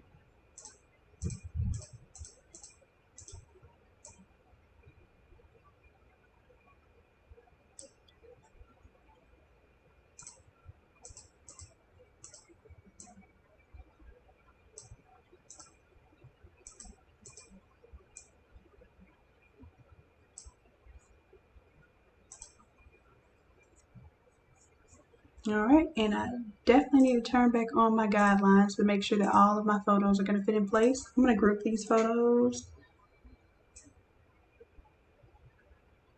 And all of my faces are well within my dotted line, so I'm not going to lose anything important. And I'll probably bring it down just a little bit. There we go.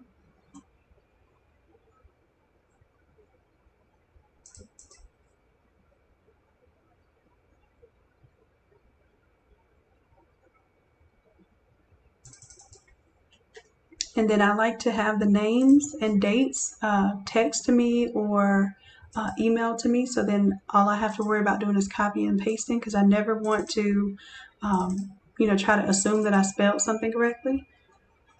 So I like to copy and paste.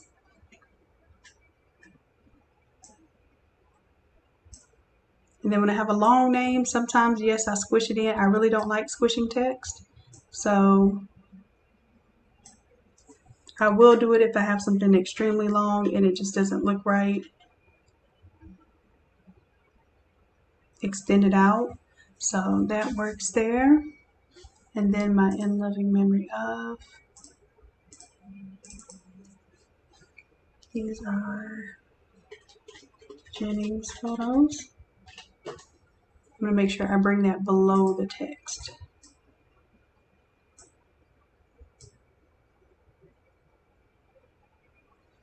And then let's see.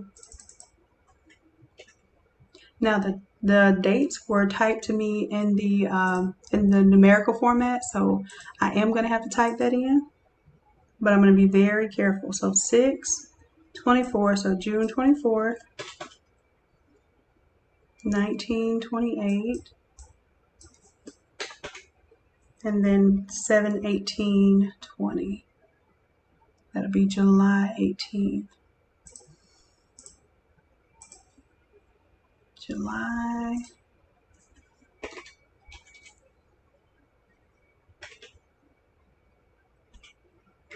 18th,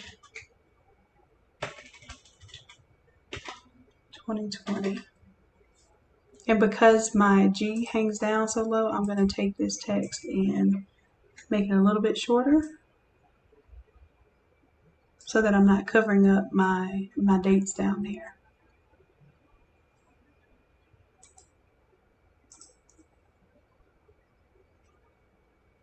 Now I'll do a little bit of adjustment because some of the words are a little bit shorter, but I think that's it. And then now this is going to be a 13 by 19 design, so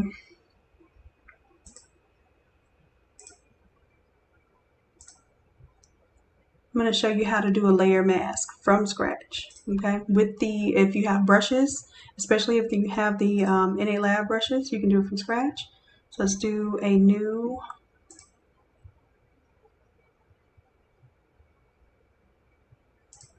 I know what I want to do first. I'm going to create a box that is 13 by 19. 13 inches by 19 inches. And this is going to be the box that I understand to be like the ratio of how the paper will need to print. And I'm going to tell it that I want the inside of the box to be black and the outside we will do no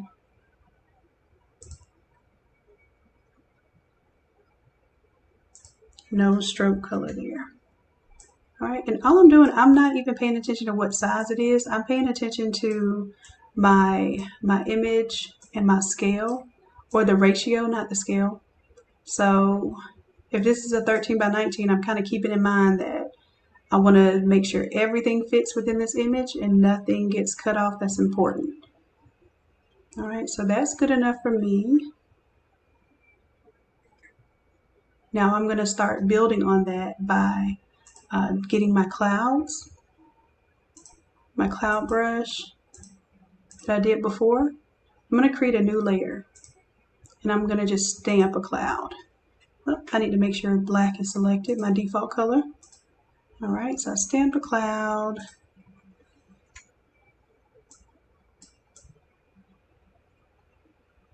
And what I'm going to do is just kind of build on this.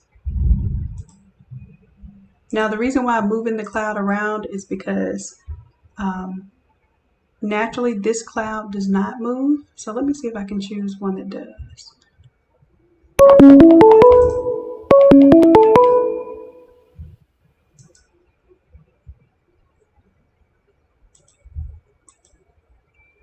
Let's go to my brush settings and let's see if I can make it move around.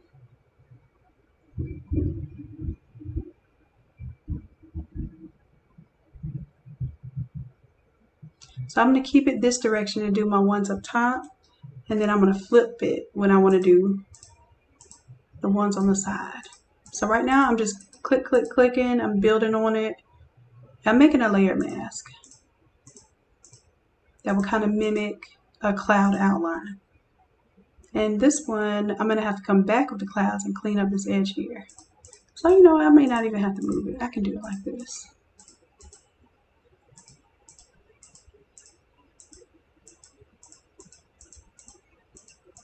And then the more that I stamp, the more it's going to start to look opaque towards those edges.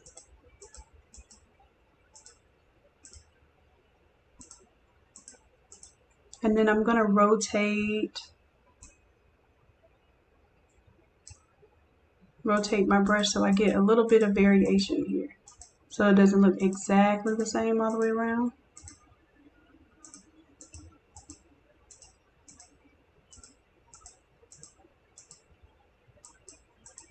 All right.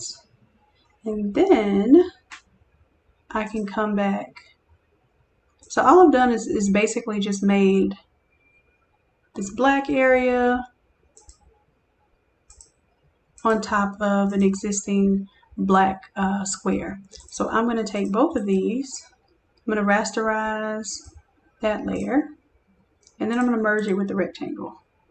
So my inside is filled in. I have a little nice cloud outside, but I have some areas I need to clean up a little bit. It's not as clean as I want it to be around those edges. So what I'm going to do is take layer mask, And you could do a couple of things. You can do your gradient tool and make sure that it's going from your foreground to transparent, so it'll look clear. And you can just literally just come in and make it clean up from the outside with the gradient. That's the simplest thing to do. And if you hold down shift like I'm doing, it's ensuring that it's going at a straight angle there. But that's not always the best thing for me because I can still see a little bit of trash outside of there. So I'm going to come in with my black on my layer mask, and I'm just going to eat away at areas of the mask. And as you can see, it's kind of taken away a little bit outside of here.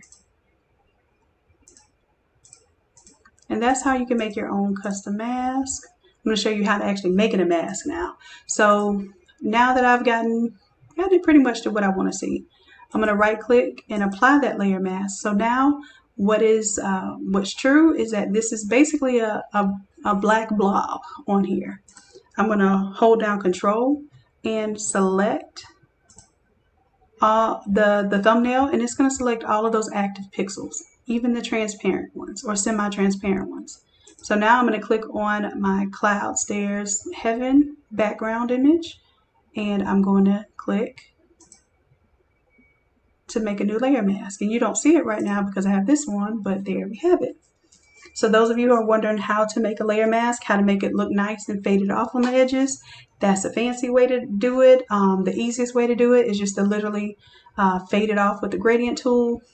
Kind of doesn't give you a decorative edge though. It just has a fade off edge. And I can show you how to do that too. So let me undo this and turn that one off. If you just wanted a very simple fade off edge, then you would just take your gradient tool, start from the outside of what you want to select, hold down shift, not caps lock, and you're literally just pulling it in. Pulling it in. Pulling it in. That's it.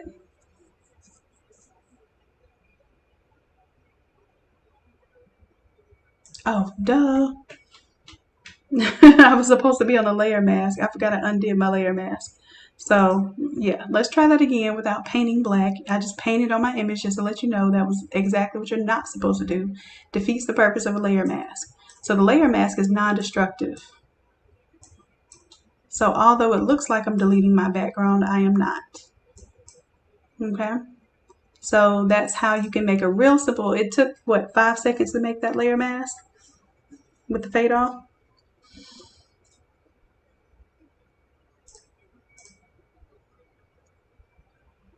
So I'll tell you what, I will duplicate this layer. Nope, I'll just group it because I don't want to create extra pixels where we don't have to. So I will take this layer mask.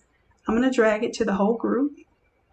But if I turn it off, if I disable it, I can take this as the layer mask. And that way you'll have 2 different layer masks on this file. You have one that looks a little more ornate and you get more color in it. When you do this massive fade off, as you can see, you get a lot less background color. Okay, so all we have to do is right click, disable it. And now I'm going to make this a 13 by 19 design. But before I do, I'm going to proof it so I don't have to change anything outside of this program. But that's my 13 by 19. I just have to resize it.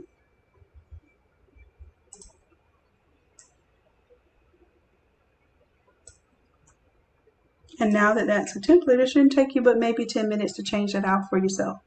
The thing that takes longer is the collaging. So if it was just one photo that you're putting in there, that's all you would have to worry about.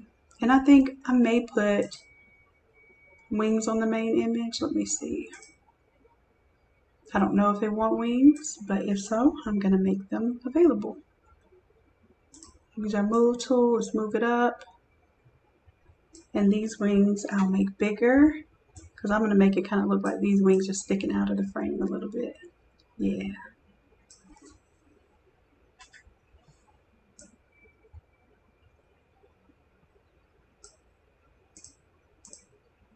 There we go.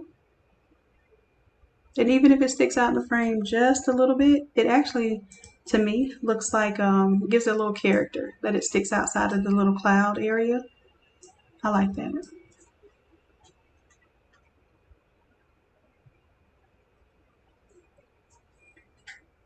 All right, so let's go ahead and proof that one. So I already sent one proof without the wings. I'm going to send another proof with the wings. So let's go to our Snipping Tool, New,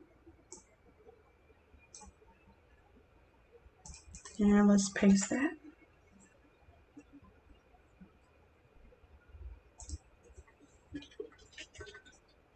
Got my caps lock on.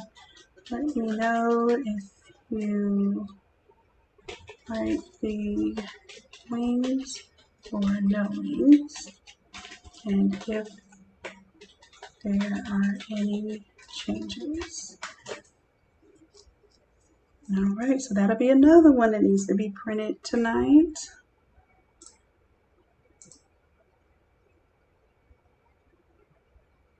Uh-oh, I was texting the wrong person.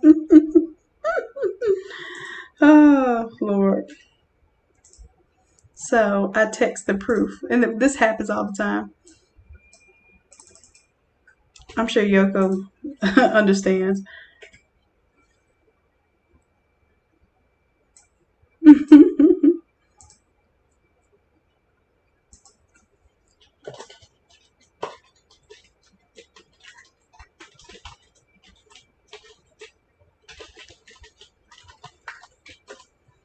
Alright. So yeah, that happens too. So I'm going to save what I'm doing right now so that I can get the final go-aheads on everything. And I think for Yoko's designs, all images are finalized, so I can go ahead and start printing.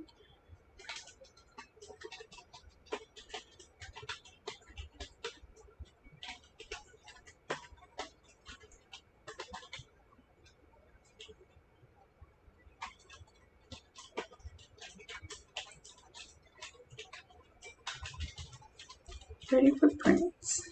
All right, let me check back on y'all because I neglected y'all. I'm just over here talking to myself.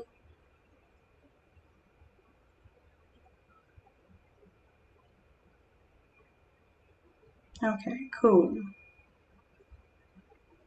All right, so while I'm waiting on feedback on these designs, do y'all have any questions or anything that you want to see? Control 0 is going to zoom in.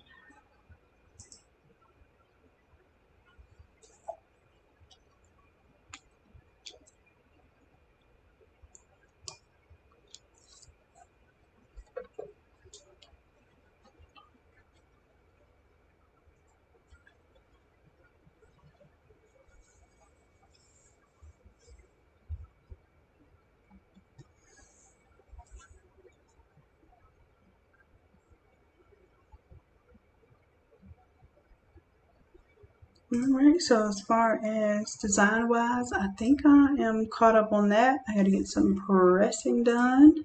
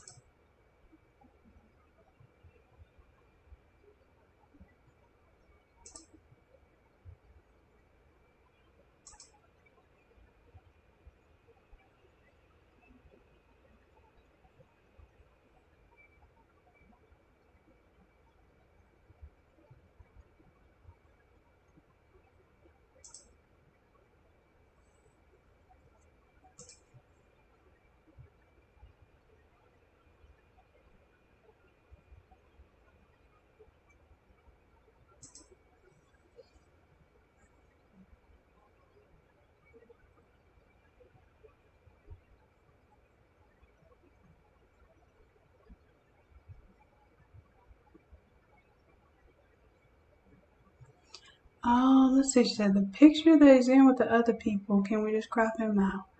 Well, those pictures we have. Oh, you know what? That reminds me, I need to clean up that area above his hat. So if that's the case, we have all these images. She doesn't even need the one with all, see? That solves a lot of the problem right there. This is probably the only one that has a variation.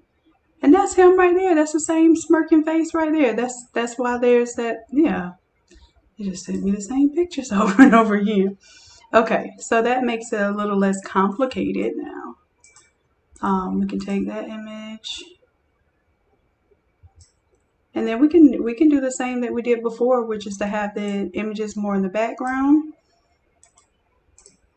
And then I need to clean that up right there. That's not gonna work.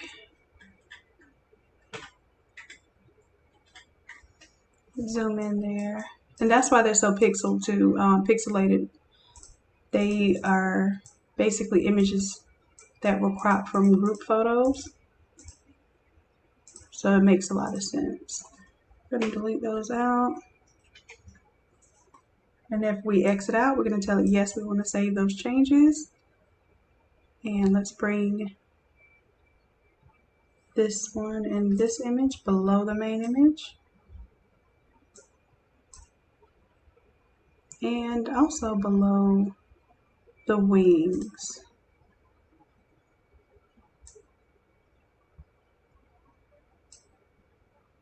Here we go. Let's go ahead and turn off this layer mask so we can see what it, oh, this one's going to be all over.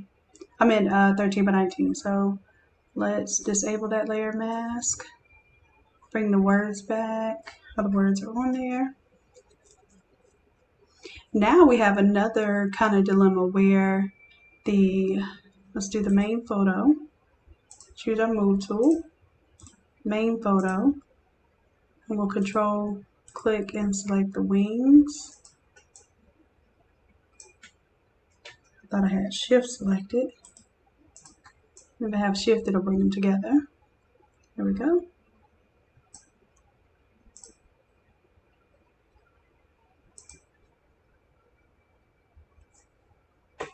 Get rid of that one.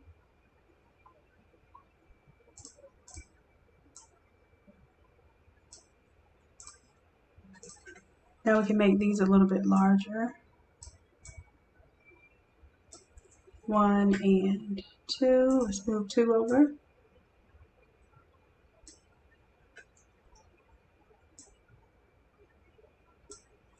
There we go.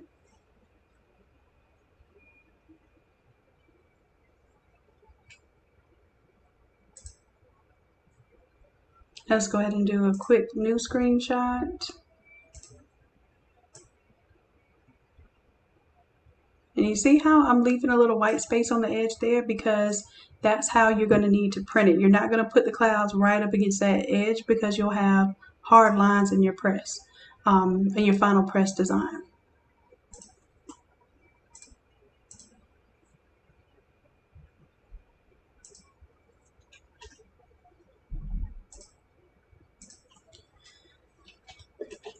So single images that were sent were already cropped from the group photos.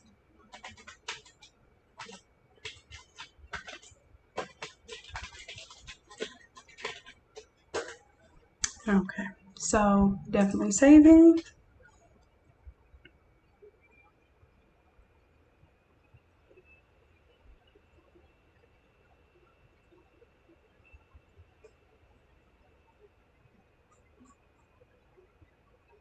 All right, and I think we're done with proofing designs for the day.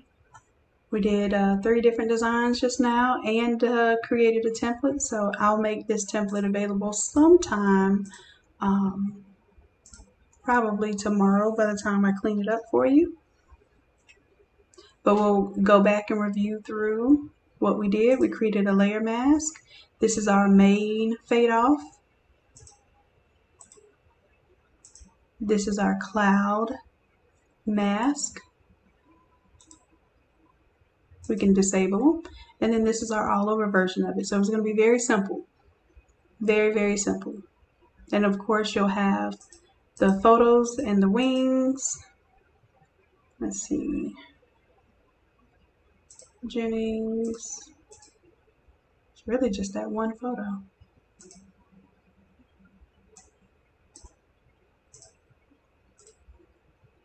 Just delete that layer for that group. We have our In Loving Memory layer, the Forever in Our Hearts, and then Three of a Kind, which will work for the other image.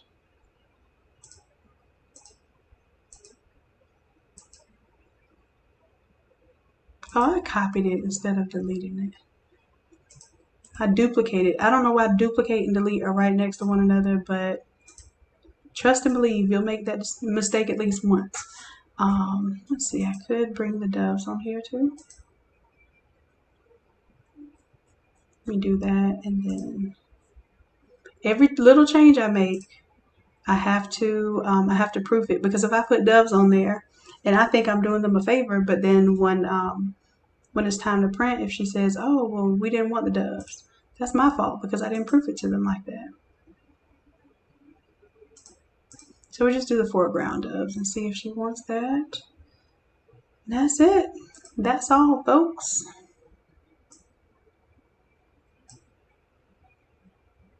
And just send that over via text message.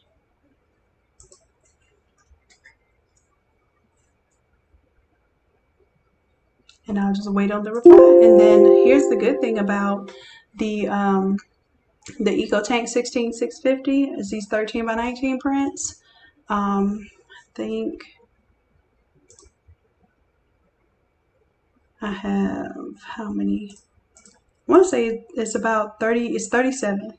So let's just round that up to 40 prints. It will take me 18 minutes to print 40 prints. It takes about 9 minutes per 20. So it's not going to take me much time at all. It'll take longer to press these than it will to print them. So that's the beauty of that 16650 versus the 7110s, 7120s, 7610s and 20s, 7710s and 20s. Those all, as you may know, take about 3 to sometimes even 5 minutes to print a 13 by 19.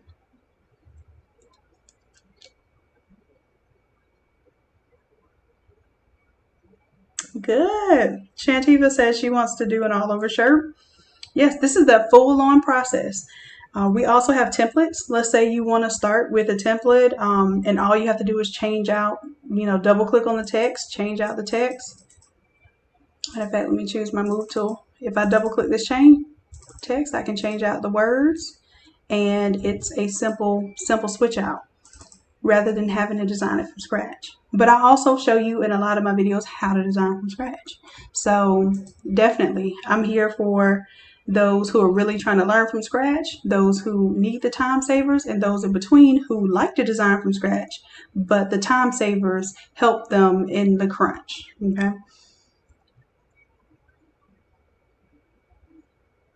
So Lisa, where can I get the elements? Are you talking about like the clouds?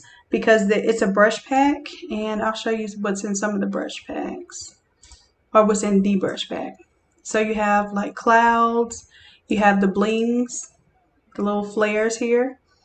I call them blings. Most people understand them as blings. You have some drip brushes if you need to make it look like something's dripping.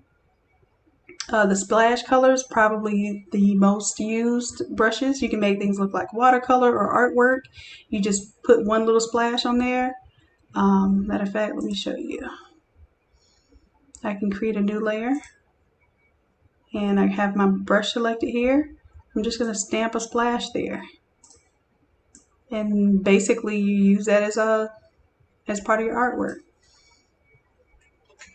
And now maybe you take the old-fashioned and put a little splashy color in there. I just don't like when the splash color is red because it kind of resembles blood to me. But that's just me personally. But yeah, so now you can kind of bring in a little artistic element. Change the color of it, do a color overlay. Matter of fact, I'll leave this in there for y'all. Color overlay. Maybe you choose You can choose a color that matches with the background. You can choose something that kind of contrasts, like the black. You can choose a totally different color, especially for those of you who really like mixing the colors up.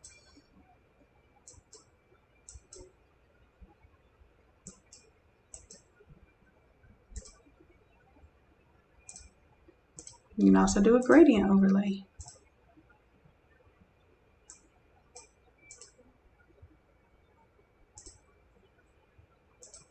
So you have your gradient overlay there. Let me show you how to do a gradient overlay to this background. As a matter of fact, you can copy this layer style and paste the layer style to the background.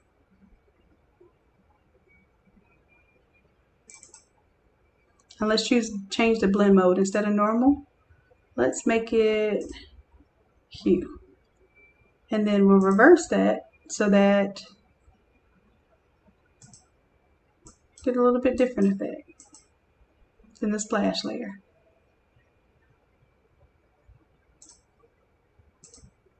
And that's it. So I just added some extra stuff. See how I tell y'all I'm gonna keep it simple and I always add some extra stuff.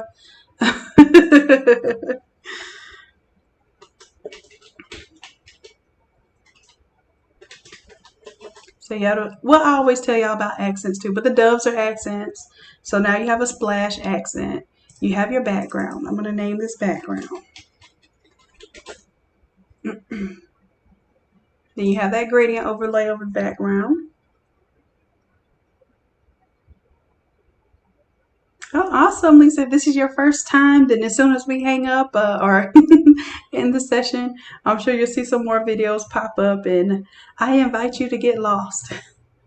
It's a lot of things that you can do once you start really playing with Photoshop.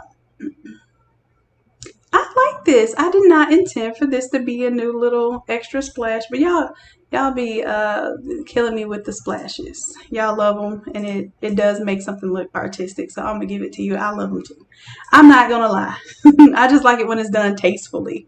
I don't like a whole bunch of just randomness. It has to make sense to me. It has to look good. It has to feel good. It has to be a feel good design. You're welcome, Shantiva. All right, so any other, I guess what I'll do, I'll go ahead and prep this for you all until I get a go ahead on the final.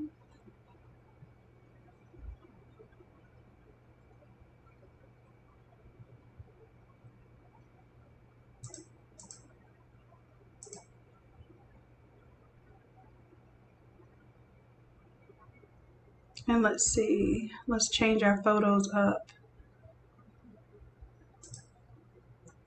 So 1, 2, and 3. Right click, turn the wings off. And let's go ahead and bring our other images back. So maybe I'll proof it with the different color design and then with the traditional blue. And then that way y'all will understand that the template can go either way. We'll bring back the other doves and the other 2 images.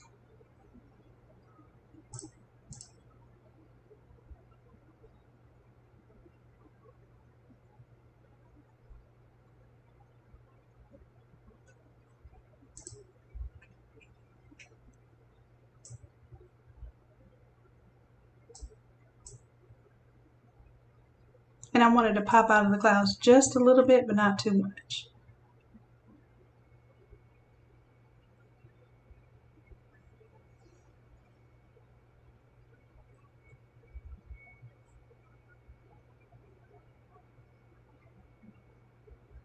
And then let's do, oh, I would have to change the words too.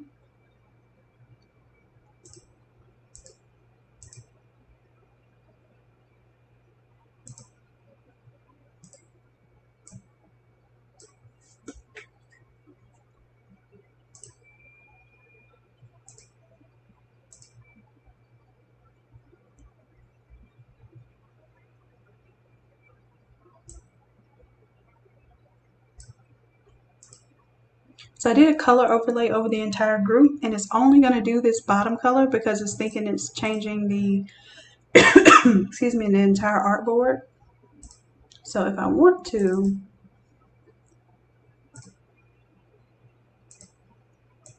use that same gradient overlay, I have to choose it.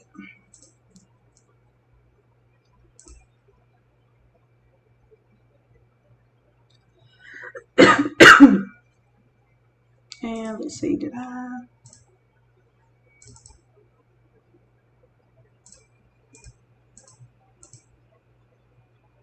change it? Oh, duh. What is it doing?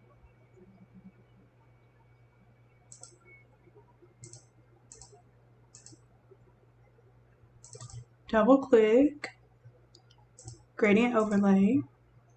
Oh, it's got a color overlay on it right now too. That's what it is.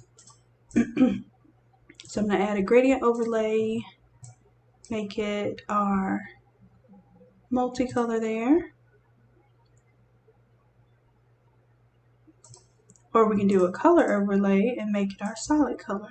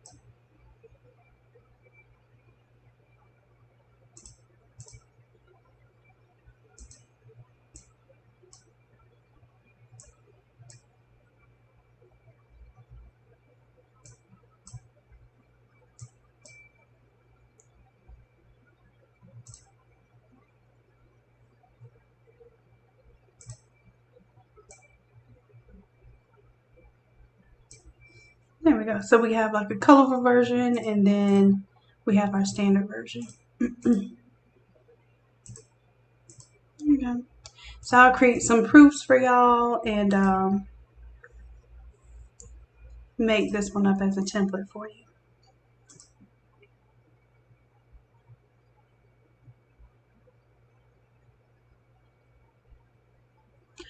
Lisa, and this is something I want y'all to do too, is, let's see, let's go to the Innate Lab homepage. And I'm going to kind of take you through some templates because I'm trying to not make every template so huge. So this one is going to be a keep it simple sublimated template. So it'll be a $10 template. The other ones are usually $20 templates. But I do have some that have the gates in them already. The gates, the wings, the doves. You can even take like this graduation design with the roses and combine it. So you'll have the rose background design and then bring your wings and your gates in from another template. So when you see the template visualized, it usually comes with a lot of those design elements. And then some of them I'll bring things and combine. So like this one, for instance, has like a stairway with a moonlight with the stars in the background. Maybe you'll want to combine these wings with another background. And this one, what is that?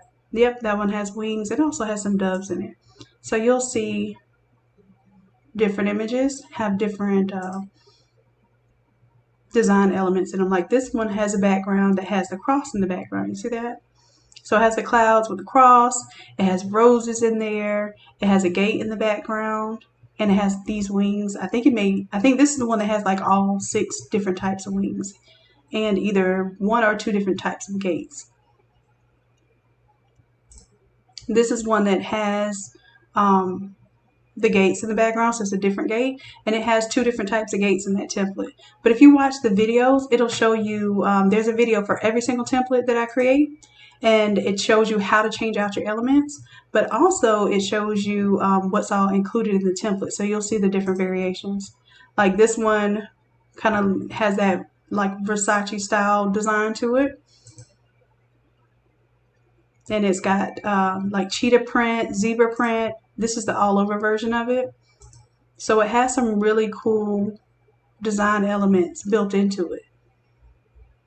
It has these, what do you call them, the scroll type of designs that's already in there. And you can take those design elements and put them with the Remembrance shirt with the wings. So this is just a combination of that one.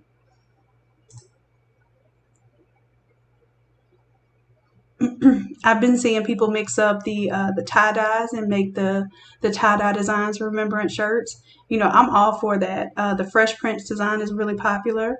You can go in and change the letters and the text. The font is $3. You can purchase it separately, but I actually have a Fresh Prince style font that you can edit.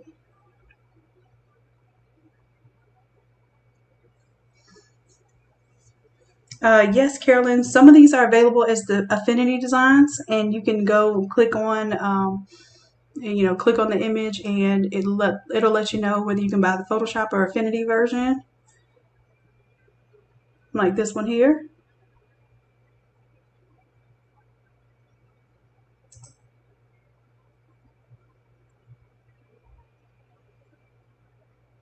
So absolutely. And you can see like some of these have different type of grunge mask or background mask. So this one might have a softer cloud mask. This one has a really grungy kind of cut mask. This one has a watercolor type mask background. So you could even switch out your mask for the background image on these 13 by 19s.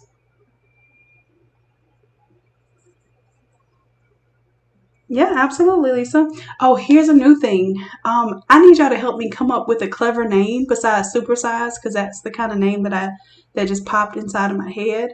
But we're gonna start offering supersize prints, which are 20 inches by 30 inches. So basically, it's like two 13 by 19s kind of stacked up on top of one another, but it's gonna be one big print. So all you have to do is press two times, and you're gonna get a super big print, super big substantial area without having to do an all over shirt and the mess of doing it all over. And I'm doing an order for someone with those supersized prints, and I'll show you the difference like between a 13 by 19 press on a shirt and the supersized prints. So the supersized prints gives you an option if you don't want to get into the all overs, but you want to offer, they're called oversized prints, but we need something just like when people say 3D shirts. I don't know where 3D shirts came from, just the fact that it wraps around the object makes people feel like it's 3D. We need to come up with a name for the oversized prints. So I don't know. I was saying supersized because McDonald's doesn't use it anymore due to the controversy around that. But let's think of that. Oh, this is the I was trying to show you the different gates. So this one has this gate in the background. So that one's like a little more thin gate, and then we also have one that has the more substantial kind of thicker gate. So you'll see those different elements in those templates. And then usually once a month, I try to do a 24-hour flash sale where all the templates are half off. And people kind of are waiting on that nowadays. So we just did one a couple days ago. So we probably won't do another one till August. But that's another opportunity you'll have. Like if you want to stack up on templates, you can do that. There's a splash paint type stuff. So I know y'all will get creative with all these things. All of these different elements. I just did it. That was really popular for graduation. Still is really popular. I guess people are still making graduation stuff. Um, yeah. And if there's something that you would like to see as a template, now here's the thing. Here's what I don't do. I do not do personal designs for people. Like, so if you say, hey, I want you to create this design for me and only for me, I will not accept it. If you say, hey, I want to do this concept, these words, can you create a design for me? I do custom designs, but they are owned by me. So you won't be able to sell the designs themselves. You won't be able to print them as transfers. That's reserved for my art. Now, if you watch one of my videos and you happen to create your own art, that's your business. But I don't create templates for people exclusively, if that makes sense. So basically, if I create something, more than likely it's going to be sold as a template. And that's just the understanding that I have to have with the community to let y'all know that that I can't just design one time and not be able to use it again.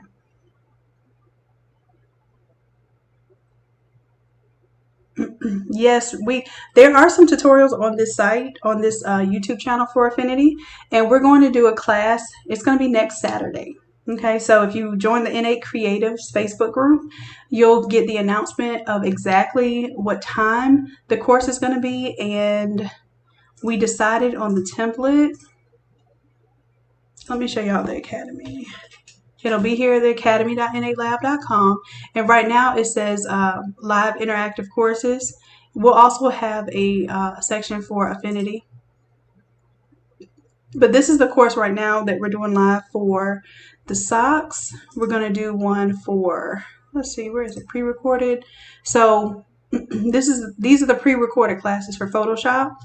This is the design that we're going to do in Affinity. So I'm going to teach you how to achieve this same look for this design. You'll have a template, and all you're going to do is change out text, colors. You're going to change out the photo, add your own little graphics. So let's say you want to do a character or a theme, mascot, logo, whatever you're going to bring in, you'll bring that in, and you will recreate your own version of this design in Affinity.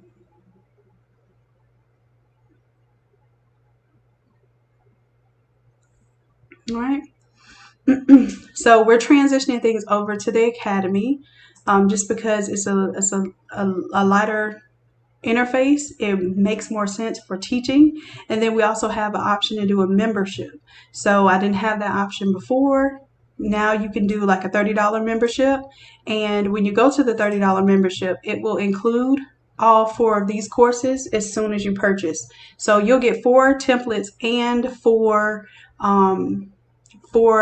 3-hour-long courses just for signing up for the first month. And then every week, you're going to get a new course. So every month you'll have 4 courses. 4 courses, 4 templates. My templates are usually $20 a piece. The courses are $50. So it comes with the template, and it also comes with the instruction. They're 3-hour-long videos, just having everybody go through the steps. And so you get that $200 value for $30 every month if you join the subscription program. All right, so I try to make something like that was basically like a college course, but you're getting it for a fraction of the price. So $30 a month is your tuition, and you get a class every single week. And every single class that you do, you will have a product at the end of it. It's not that I'm just telling you arbitrarily how to do something. You are actually performing your own project every single time you take a class. So by the time you finish that class, you post what you learned in Innate Creatives, you post what you learned on your personal Facebook and Instagram, and I guarantee you will get a request for an order. Like, I haven't seen somebody who has not put themselves out there with the templates and what they're learning in the coursework and has not received not one person asking them to make anything for them. So that $30 a month, guarantee you have 4 classes. You put those 4 images out there every single month, you're going to recoup your $30 in one class. Put that artwork out there, you'll get a $30 order. All right, love. So let's see. I've been on here with y'all for 2.5 hours. What? Let me get to doing some printing. We're doing some large format printing and pressing today. And I was hoping to get to do a tutorial for you all on the physical methods for pressing the socks that I use. So hopefully I get that out to you really, really, really soon. Doing the taco method, and I'll have y'all talking about the taco method. And then also comparing the ink results from the different printers and the different settings. So I'm working on it, loves. Trying to give y'all some content that you can really use for your business and your growth. And you all check out the True Colors ink. If y'all running low on ink and ready to try something out, I want you to keep in mind.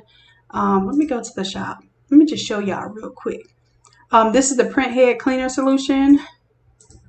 Bam, ready for you. If you have those Epsons, those 7710s and 20s that keep giving you banding or clogging up, especially that magenta, that will help you out. And then if you need the Sublimation ink plus cartridges, go ahead and get this package because it's cheaper. It saves you about $10 if you buy them together. And then if you just need an extra set of cartridges, I always encourage you to have an extra set just laying around, because when you're in business, the last thing you need is a chip to go bad on you, or something happens to your cartridge, the cartridge is leaking at some point in time. They'll say you mistakenly puncture that bag that's inside of there with your needle. You're going to need a new cartridge, or you're going to ruin your printer. So have a backup set of cartridges, even if it's empty, always. And then the Sublimation ink, the True Colors ink, is available, and it's not just 100 milliliters. It is 127 milliliters each bottle. So that's like getting a whole, like usually the sets are about $40 for 100 milliliter sets. This is $40 and you get 127 milliliters each bottle. And they work in the Eco Tank printers. You just twist off the cap and stick them right inside the reservoir for the Eco Tanks, and they fit right in there like the original Epson inks. So I figured I'd plug that a little bit, you know. And any other questions that y'all have. I do one-on-one sessions. I know a lot of you ask about that. And it can be Affinity, it can be Photoshop. Right now it's $90 for the hour, and you can book a session online. And then I also do the custom graphics, which is on this next page. Y'all ask me about that frequently too. I gotta get this to where my images show up like they're supposed to. So custom design here, you can tell me, hey, I want to do this theme. I want to use this photo, and you're gonna do it based on, of course, a job that you have to complete. So keep this in mind. If you're paying me $20 to do a design, then make sure you charge your customer at least $30. Because you're having to take the time to translate their ideas into a design. Even though you're not touching the design, you have to interface with the customer, so you should be compensated for that too. Unless you're really trying to build your business, you want to build up to look like you have a certain type of design, certain level of design, which all of these designs look professional. So I do understand that, but if you want to, you let me know in the comments, and you say, hey Shannon, can you design this one live for me? And I'll do what I'm doing right now. I design it live for you, so you get to see it happen. Your customers can even join the live session if you want. Check it out. But I just want you all to know that you have that option available. So don't think that you can't put a design out there. Like, you can put one of these templates out right now and say, for instance, I don't think I've even put this template out yet. But let's say you want to go with this template and you want to do it as a birthday shirt. You can take this mock-up and put it on your page and say, hey, I'm doing birthday shirts with this theme, this style for $40. And we charge $28. And basically you're gonna have to charge an art fee. You're just going to, unless you just want to get that type of that client base up, then yeah. Post it, say what you can do with it, and then once you get the order, we'll worry about pushing it through. Okay? So I want you to understand that you have tools available at your disposal to go ahead and get orders first, get money secured first, and then it pays for itself. It's going to pay for the template. It'll pay for if you need help, if you need me to send you prints. I have these prints, $14. I'll send you the print and you press your own all over. Use your own shirts, your own print or heat press, and then I have a tutorial, and I'll do a new tutorial on the quickest way to press these shirts, where you can pretty much get them pressed in about 5 to 10 minutes, depending on your setup, with the 16 by 20 press.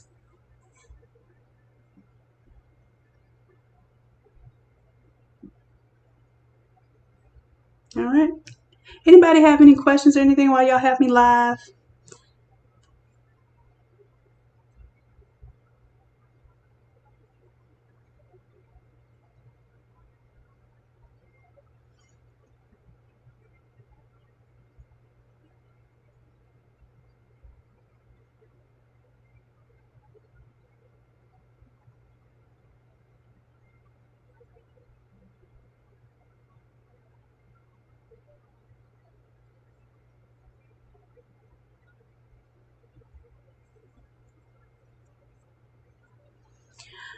Ooh, the bigger presses. That's a good question. Right now, even I don't have the big press. I work off a 16 by 20. I am looking into getting a bigger press. And this is, I would say, don't look into doing a bigger press until you've pressed at least 50 all over shirts. And, excuse me, I know that sounds like, a little limiting, but what I'm telling you is that make sure your market is going to support what you invest in, right? So this is like a soft way to get into the market. The soft way to get into the market is to offer all overs, but the pressure isn't there for you to have the printer or have the press just yet. The press that I'll show you what I would recommend, which is what I'm looking at, but I'm also considering some alternatives.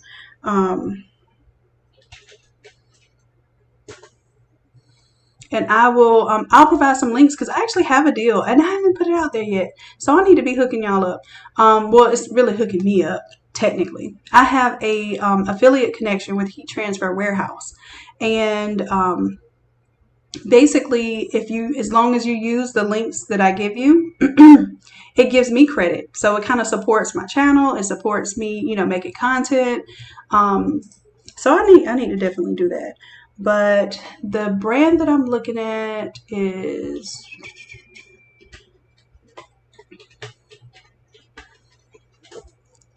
the Geonite brand. Now, I'm just going to be completely real with you. I've had different heat presses. My heat presses are actually older. They're older because they are like tried and true. They won't give out on me. That's why it's been so hard for me to buy a new press. My very first press was a inexpensive Chinese press, and it would mess up my prints. It would heat unevenly. All kind of issues. As soon as I got I have a Hotronix, and then I have this old brand called Insta, and that Insta is a beast too. But this is the one that I'm looking into getting a new 16 by 20, the Geonite, because it also has a bottom platen that has a heat element to it. So you can buy an attachment and heat the bottom. So I can literally press the top and the bottom at the same time. That's the type of stuff I look into. If I'm going to upgrade, I need something that either makes my process more efficient or that's going to make me the money that I'm replacing my system with. Now, the big boy version of that,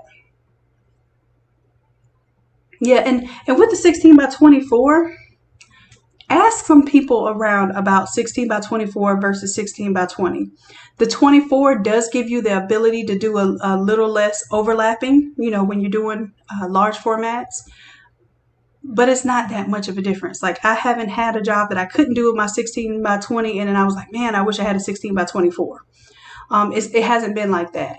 But if I do a bigger press, like this is the 26 by 32, it's actually think air controlled. That's a good one.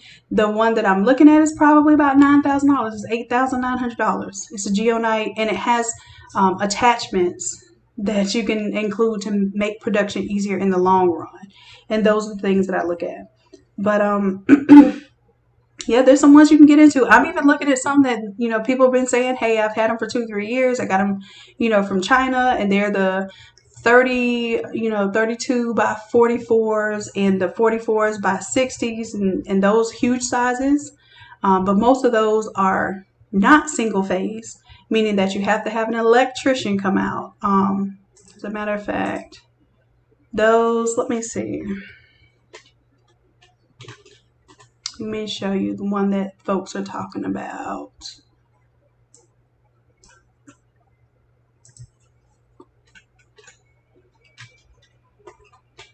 I'm going to look up large format press.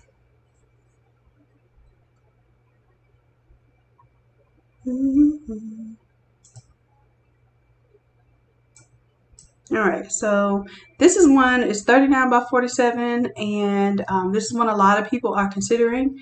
They sell it out of California, but it is Chinese made, but there are some issues with it. It has to have a three-phase electrical setup, which requires you to buy a converter, which is a couple $1,000s. It requires you to have an electrician to install that converter, and which I don't even know what that costs. It's going to be local to your area, depending on your local area. And then it doesn't fit through normal doors, so you'll have to have it either, your garage converted, put it in your garage. And even then, you need to insulate your garage, because I don't believe in having equipment somewhere that's so, outdoor, not kind of sealed off from the elements. But I'm sure this equipment can handle it. It's just you might deal with humidity, rust, and that sort of thing. And then working in a hot environment with a heat press is probably no fun either. So if it's not conditioned, that might be an issue. But there's some people that are saying that these things are really, great machines. I think they're around about $3,000, maybe $3,000, $2,000 on top of that to get the conversion, and whatever, maybe $1,000 or so for the electrician to come in and set you up. You might have to tear down a door frame to get it in there. I don't know. But once you tear the door frame down, you're probably not going to want to build it back up, because you may have to move it out of that room at some point in time. So those are just some things that that people are looking at. I've been considering it too, but I'm not going to make that commitment until I really feel comfortable that that I'm going to do at least 100 all over shirts every single month, pressing them myself. So I'll sell the prints all day. That's why I have the printer. But if I'm not pressing them myself to that degree or number, then I'm not going to invest in the press just yet.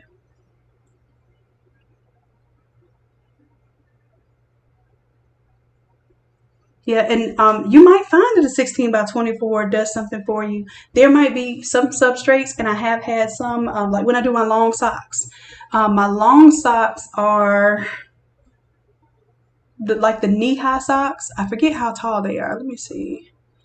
I want to say they're 24 inches. So maybe a 24-inch press will let you do the long set socks in one press. But usually I just lay them diagonal on my 16 by 20 and I'm good.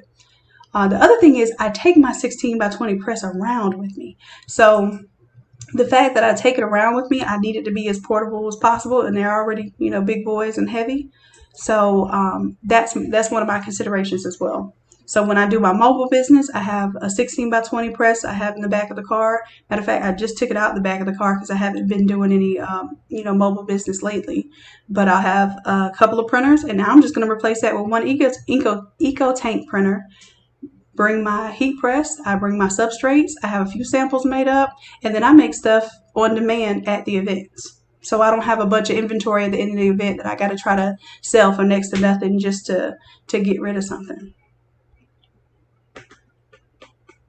So y'all have some really great questions.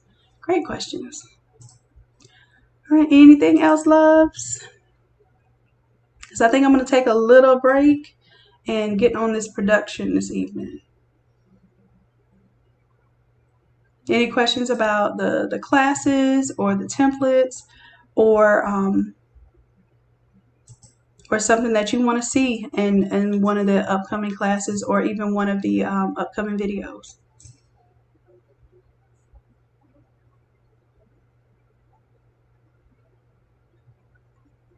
All right, loves. Well, I appreciate it. I really do. I'm going to go ahead and sign off for now. I appreciate y'all. I love y'all for real. And for now, until next time, bye.